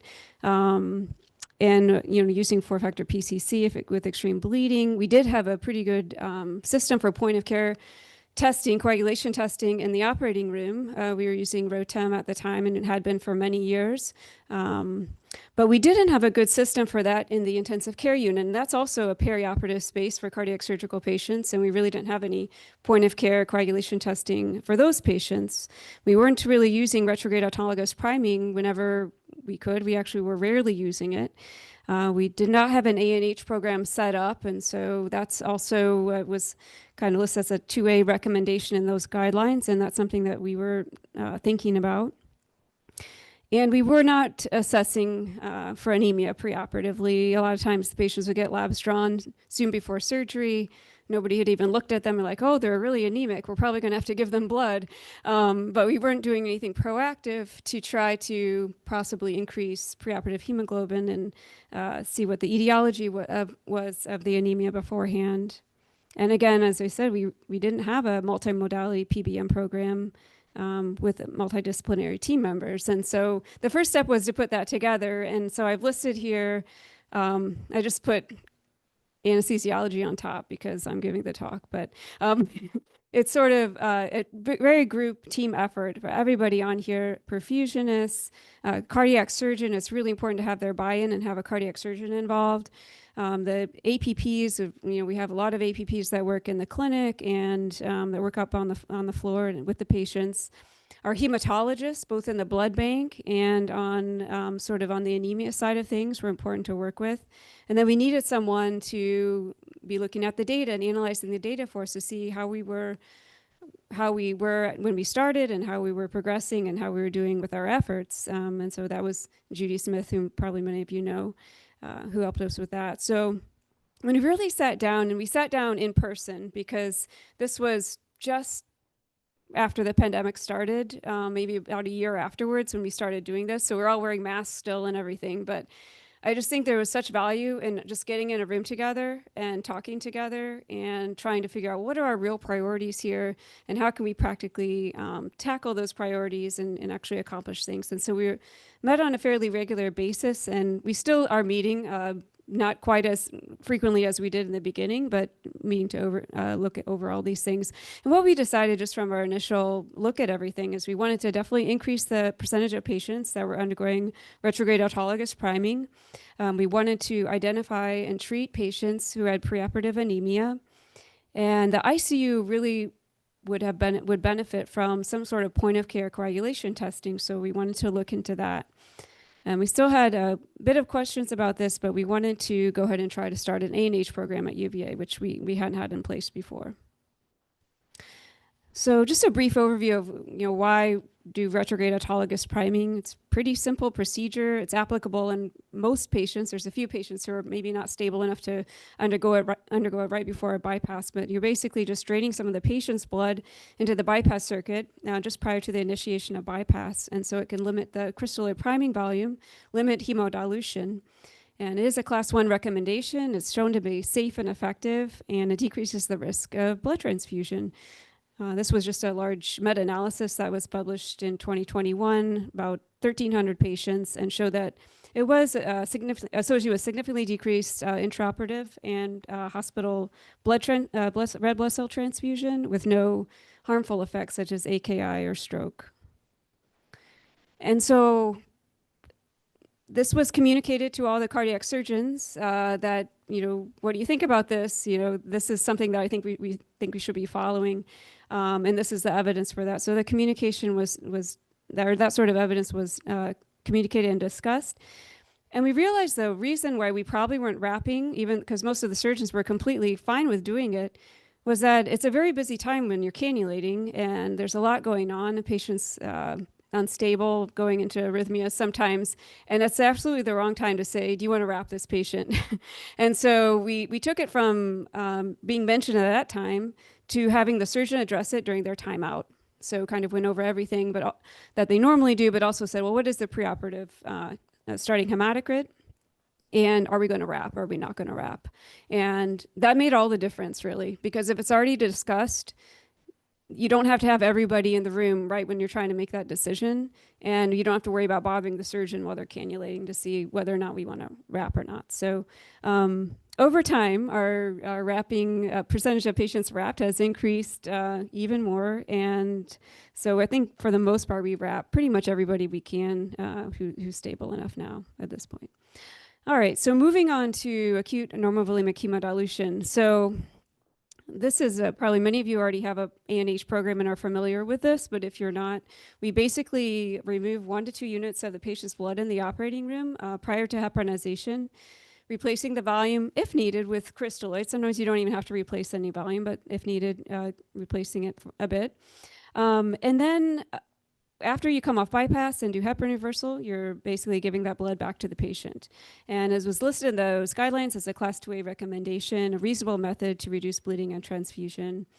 But it was really the earlier studies and larger volumes of ANH that showed the most benefit. I think, we also have to consider, well, why not do any ANH? If you don't already have a program in place, it is very time consuming to do all the education that is needed to do it safely and correctly. And first we want to do no harm. We don't want to take blood from a patient and not be able to give it back to them. And so the way that we collect it is important. The way that we keep the blood good for transfusion later was very important. There is some risk of hemodynamic instability when you're taking blood off of a patient. So we have to select those patients which are going to tolerate it. So it's worthwhile. There's always a risk of the blood clotting in the bag. And sometimes the patient becomes anemic on bypass, and then you have to say, well, should we just give this blood back on bypass? And so you have to end up making that decision. So I sent out a lot of emails when we started this program. But we did create a protocol based on talking to some other large volume centers that had a successful ANH program and looking at some of the data that was out there. So we created our own program and with our own exclusion criteria that everybody was comfortable with, and wrote down what our methods are and made the protocol. So we started performing it in 2022. I would say that one of the biggest things that we discovered with it is that slow blood collection was associated with increased risk of it clotting in the bag. So in talking with some other centers, that was their experience as well. So it's basically, you want to at least collect one bag in less than 10 minutes. Otherwise, you're probably increasing the risk of clotting just from the stagnant flow. And we were a site at UVA for this international randomized control trial in cardiac surgery, and just closed enrollment in January of this year. So the results were recently published in New England Journal. It was the largest study, definitely RCT, of ANH in cardiac surgery patients. So we had about over 2,000 patients total. They had at least 650 mLs of blood, so trying to get enough blood to make it meaningful off each patient. And the primary outcome was transfusion of at least 1 unit of packed red blood cells during their hospital stay. So kind of some of the highlights from the results, there was about a 7% rate of having to give the blood back while you're on bypass before you reverse with protamine. There were just a very small percent of patients who had could not have their blood reinfused because it was clotted, so pretty low reported. And overall, there was no difference in the rate of transfusion of at least 1 packed red cell between the ANH group and the no ANH group. And the median number of PRBCs transfused was the same between the groups, and there was no real difference in re-out for bleeding, chest tube output, AKI, or other complications. So they concluded that ANH does not reduce the risk of packed red blood cell transfusion. And there was a recent follow-up editorial in JCVI I just wanted to highlight, and it kind of went over some of the study results from that trial, and pretty much said that its routine use in cardiac surgery is not justified, which is pretty strong wording, because I know there's still a lot of ANH programs out there, and we're still thinking about it. And just recently, there was a retrospective propensity match trial that showed that ANH was helpful. Looking at the sub-analysis of the New England Journal article, it was possibly helpful in patients having a shorter bypass time. So there's those things to consider. There's still perhaps patients who can benefit from it. I don't know what the answer is, and I don't know exactly where we're going to go with it at our center. We're still saying that we have an ANH program, but we haven't been doing a whole lot of ANH. So it is time consuming and sometimes hard to supervise when you're doing multiple rooms. But we'll just have to see where this goes. A lot of questions to answer still. All right, just wanted to touch now on point of care coagulation testing for both the OR and the TCV ICU. And we use it for all different types of surgery as well, like orthosurgery, spine surgery. In the past, we had been using Rotem, and I know there's different types too. There's a lot of people use TEG and things, but these are just the ones that I'm most familiar with in practice. We were using Rotem for about the last 10 years up until about a year and a half ago. And then we moved to Quantra. So they just use a little different technology. Quantra uses ultrasound technology to see how the clot is forming and clot stiffness. And it's actually a system we've been pretty happy with. We've been happy with the switch at our center from Rotem to Quantra. And I'm happy to answer any other experience questions about that. So we switched over our protocol to, having certain cutoffs to do targeted transfusion. So based on whether there was a fibrinogen deficiency, giving cryo, factor deficiency, giving FFP, and platelets if indicated, as well as the other thing, looking at whether or not the patient would benefit from more protamine after protamine reversal by looking at the clot time ratio. And this is something we're still looking at. It's actually neat because in the blood bank, because we have this PBM group and we meet regularly, we can ask questions like, well, how does this clotting time correlate with INR? And just recently they ran this and actually it doesn't correlate very well at all with INR. So it always, whenever you get something new or you think you've made progress, then it always brings up more questions like what's actually going on here, and are we doing the right things? So, do we need a point of care INR for every patient to get a more accurate picture of this? And so that's some questions we're asking now. Reassuringly, our FFP transfusion rates haven't really changed since we went from Rotem to Quantra, so it doesn't seem to be impacting too much with that.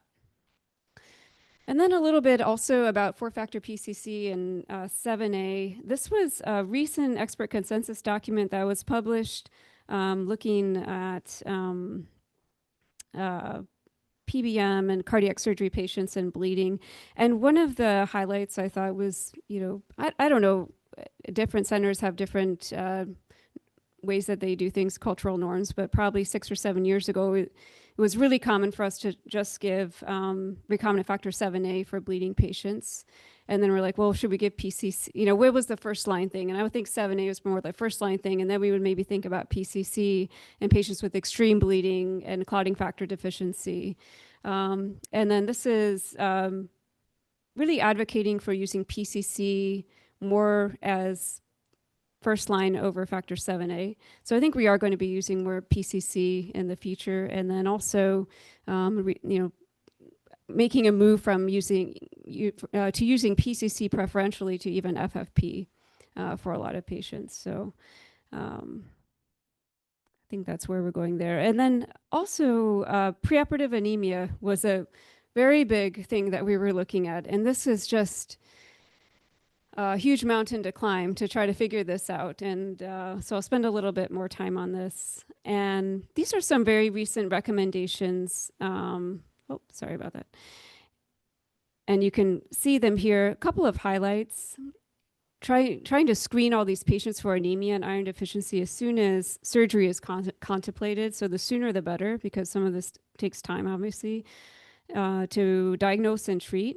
And then now they're actually recommending, even if patients are not anemic, screening for iron deficiency and treating iron deficiency even when not anemic. And that's probably where we're going as well here. So anemia is very common in patients presenting for cardiac surgery, at least 1 in 4 patients.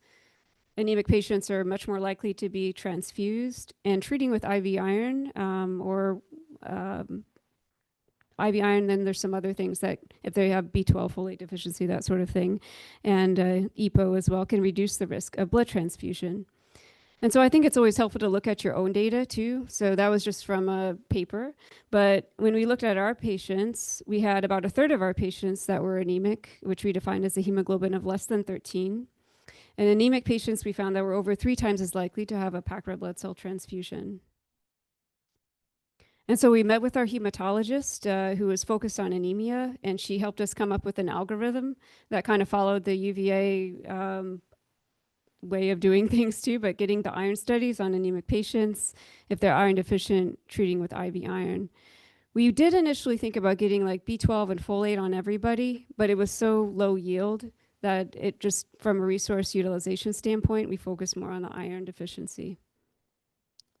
And then we had some amazing work done by one of our nurses in the pre-op clinic who helped us create, the stepwise thing of how are we going to identify patients pre-op, getting reflex iron studies if they haven't had a CBC yet, and identifying them as soon as possible, getting them to an iron transfusion center or a transfusion center that could give them iron if they were iron deficient, and everything that was involved with that. So it's a pretty involved process. And as we've done this over the years, we're missing a lot of patients. We're missing less and less patients. We're still missing patients, but we're missing less and less patients.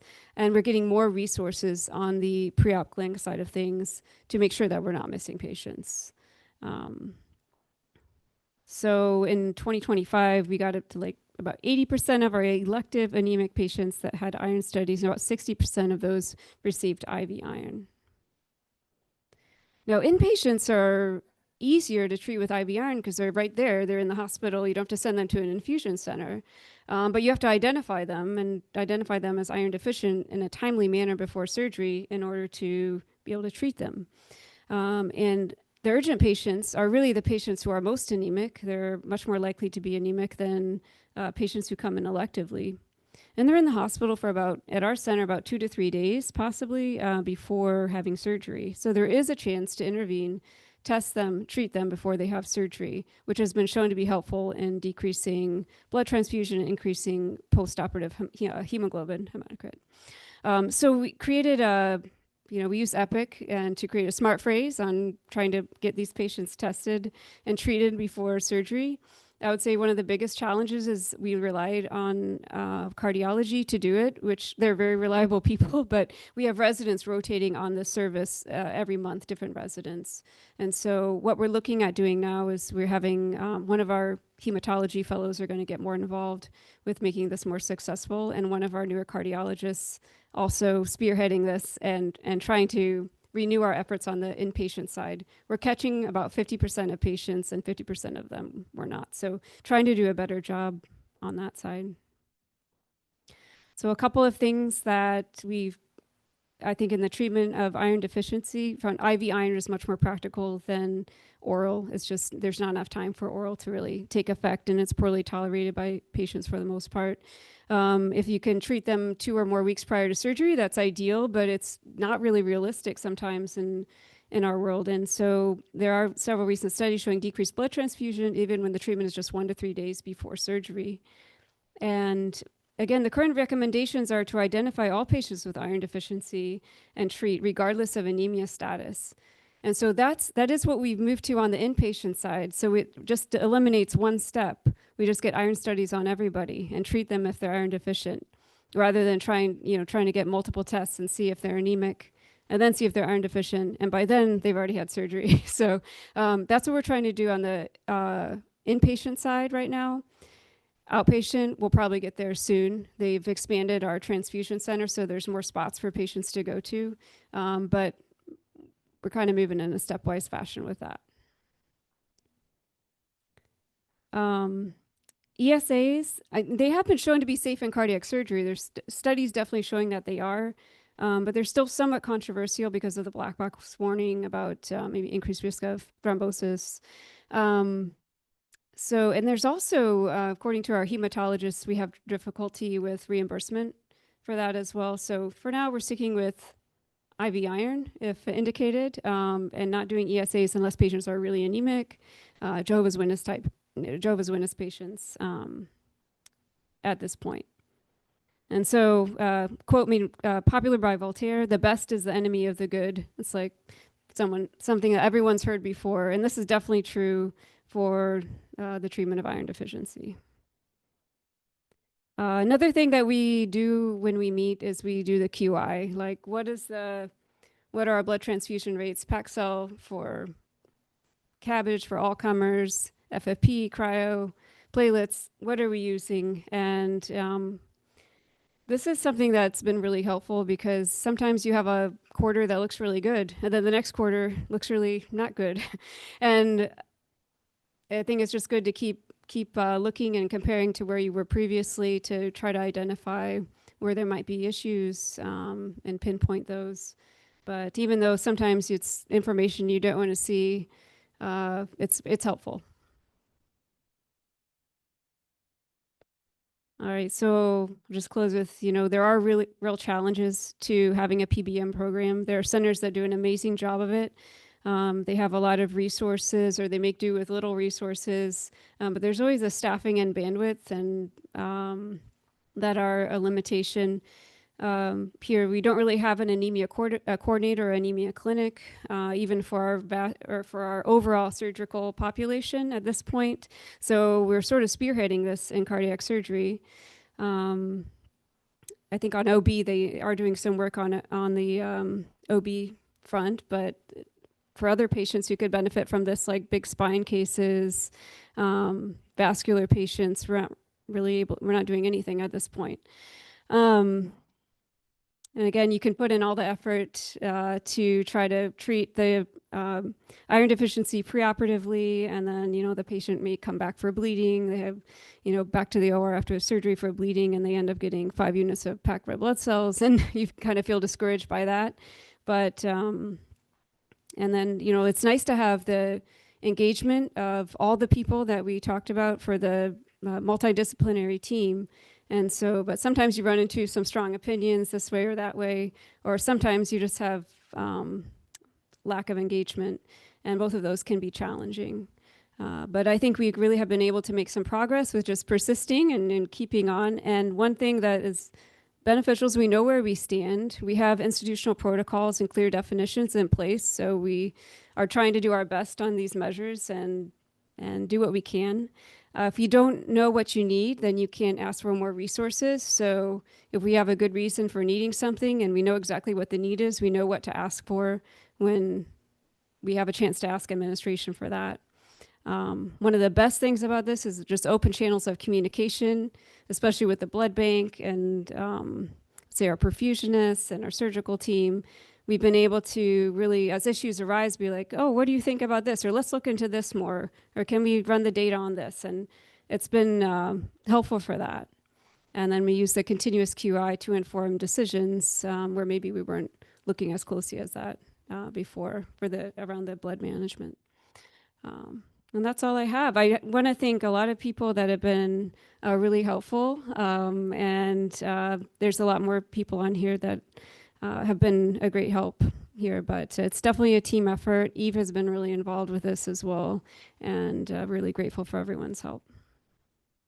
Thank you. Dr. Singh, we have a couple of questions for you. Dr. Singh, thank you so much for that great presentation. A couple of practical questions. How do you arrange for these patients to come to have intravenous therapy? Because most of the patients that I see are in the clinic, and then they already have finished their pre-op visit, and then they're coming to the hospital next for surgery. So how do you arrange about coming them to receive intravenous iron therapy? The second question is, if you identify somebody with anemia,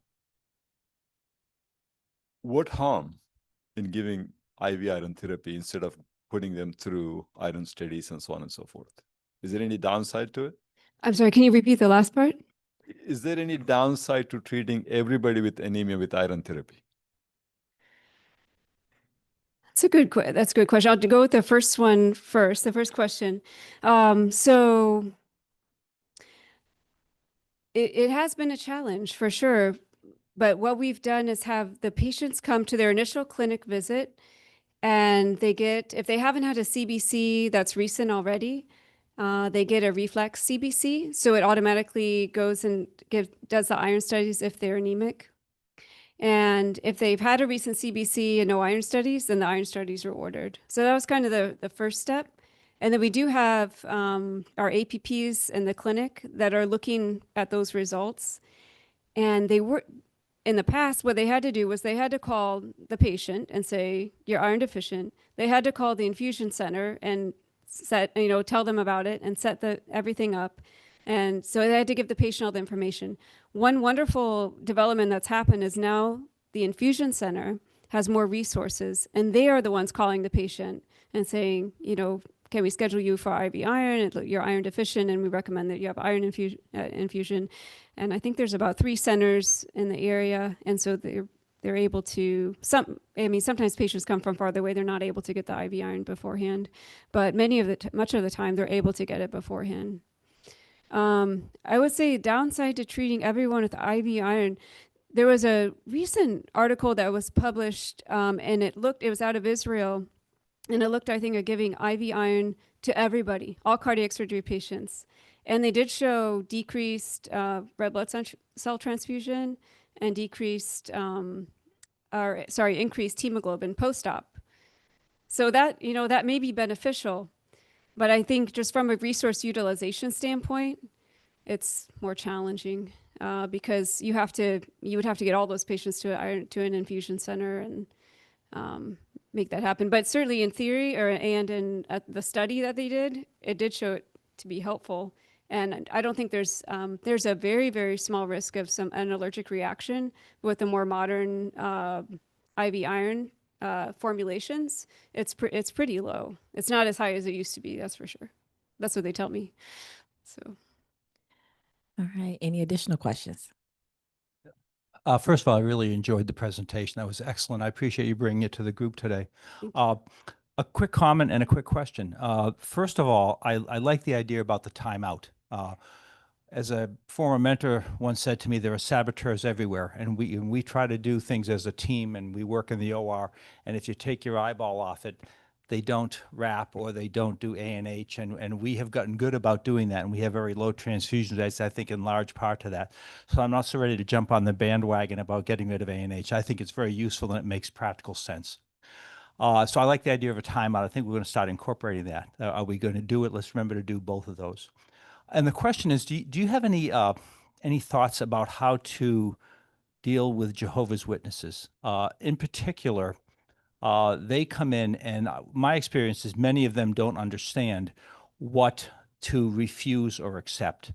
And I don't understand what they want to refuse or accept. And often it takes 2 or 3 visits to people coming in from the church to give them advice.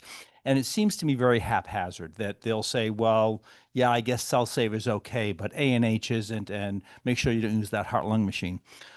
So do you have any protocols or any advice, any sheet that you provide patients with at a Jehovah's Witness to help educate them and us as to what their preferences are? It's a good question. And I even can't remember off the top of my head, like exactly what are the exact components in recombinant factors. I mean, it can be tricky. There is I can't remember it off the top of my head, but there was an article published in Anesthesia and Analgesia that went into some detail about what the components were of different, concentrates and things like that, albumin, what's in that, that sort of thing. And I have referenced that when talking to a Jehovah's Witness patient, but I don't have it memorized. One thing that's been helpful at UVA, and I'll say that there's several surgeons that they won't operate on Jehovah's Witness patient at all. So sometimes it's a non-issue, and we don't have a lot of Jehovah's Witness patients overall that come through. But one thing that's been helpful is there's a special blood consent sheet for Jehovah's Witness patients. And it lists everything. So it's pretty easy for them to check everything that they'll accept. And then it's straightforward. It's on the paper. Because sometimes we forget about things. Well, I didn't ask them about cell saver or something.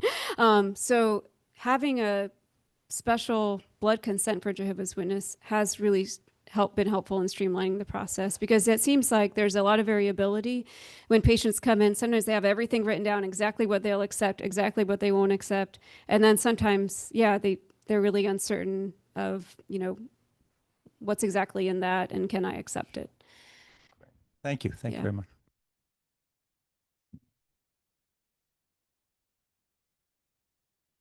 Thank you, Dr. Singh, for your talk. It's really illuminating, and I think we can all take some pointers from that. I had a few questions about the use of ROTEM.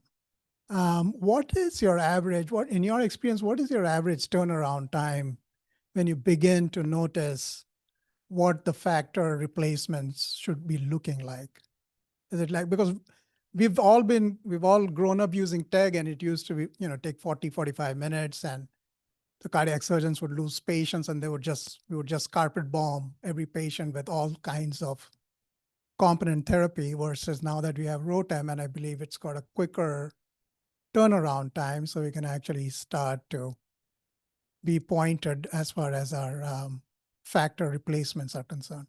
Yeah, that's a good question, because the timing is everything. Like you said, like if you're bleeding after protamine and you don't know what's going on, you're just going to order everything and do that. But so we were using the Rotem Delta, and our blood bank was right down the hallway from the OR. So there was some time. It took probably 10 to 15 minutes to send the sample. So the tech would need to pick it up, give it to the blood bank, and then it would take them about 15 minutes before we would start to get results. So I would say 20 to 30 minutes before we start to see results. And then we would base everything off of the 10-minute mark. They had cutoffs at 10 minutes about kind of what was normal, what was not normal. So you could decide a little bit earlier than waiting for the whole thing to complete. But I believe that with the Rotem Sigma, it may be even faster. The reason we didn't go with the Sigma, one of the reasons I will say, is that the cutoffs were completely different than they were with the Rotem Delta. So we were going to have to make a whole new protocol anyways. And so we looked more closely at the Quantra. And I would say the results with the Quantra have been overall faster than with the Rotem because they seem to show up faster. But a lot of it is the time that it takes for that sample to get to wherever they're running the Quantra, TIG, or Rotem. And some people have it in the operating room and they can do it right there. And that's what we've done in our TCB ICU is they have a Quantra machine in the ICU. They take the blood, they have people trained up there just to put it in. So it's very fast turnaround. We have our Quantra across, it's just basically down the hall in the blood bank. And so the most limiting thing for that is just getting a tech to take it to the blood bank. So in practice, what we do, they say, it's fairly accurate at 35 degrees. So when we're starting to rewarm and we hit that 35 mark, we send it right then. And by the time we get the results back, we usually get it back, usually before we're giving protamine or right around when we're giving protamine. So sending the sample earlier has been helpful. And as second question, under what circumstances have you been using the 4-factor PCC? So, you're obvious, like you were mentioning about it being potentially, a replacement for FFP. I think we are still further down the line for that. How are you using it in your practice? Yeah, good question. So for the run-of-the-mill cardiac case, like CABG, mitral case, it seems like our clotting time is hardly ever out of the box. It's usually platelet deficiency or fibrinogen deficiency first. And so we're usually looking at targeted transfusion based on our point of care results. But sometimes you have a more complex case. Of course, if you have a patient who was on warfarin preoperatively, that would definitely be an indication for Sentara 4-factor PCC. And then you have the patients that are like the dissections, the long aortic cases. They have lost a lot of blood, and their clotting time is way out. All of their factors are low at the end, and those are the cases where we'd really rather give pull the trigger on the 4-factor PCC early, rather than let them bleed and get more of a consumptive coagulopathy. So I would say when we recognize that the clotting factors are much lower than normal, we'll definitely consider the 4-factor PCC. So you use it as a complement to giving them FFP and stuff like that? Yeah, sometimes we may still give some FFP as well. If it's bleeding is really bad, we're kind of throwing all of that at the patient probably. And then there was a randomized controlled trial that came out fairly recently looking at PCC versus FFP. And they did find less bleeding, less chest tube output, things like that, better overall outcomes, less side effects in the PCC group versus the FFP group. And so I think that this is definitely something that we're considering more, making a decision on early if they have any sort of factor deficiency that's significant. Thank you. Yeah, thanks. Any additional questions? And if there's anyone online with any questions, please feel free to put them in the chat.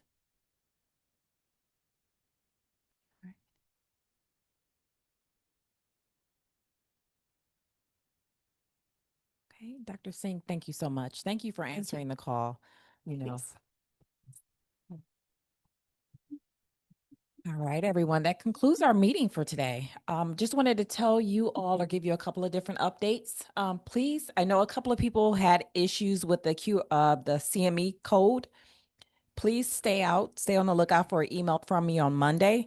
I already emailed the CME coordinator to fix the issue, so I'll communicate the update in the email on Monday, giving you a recap, providing all the materials from today's meeting, and also the recording for Dr. Singh's wonderful presentation, as well as Dr. Cotter. There's a lot of goodies still left on the front. Lanyards for VHAC, VCSQI notebooks, and also the handout, which is here. The DEI work group is we want to see, we're taking this into a different level that is just not, is new for VCSQI. So this is patient specific. Take a couple, put in your waiting rooms. Let us know how it goes. Are patients receptive of it? So on our end, we're able to track how many hits we get to the specific web page. We want to see if this is a resource that is of value. So please take them all and just keep us posted on how it goes. And now I'll pass it over to our fearless leader, Dr. Lancey. Is there anything you want to say? Drive safely on the way home. And that was easy. Eddie? Just a quick final word here. Just wanted to once again thank all of our presenters this evening for your wonderful talks.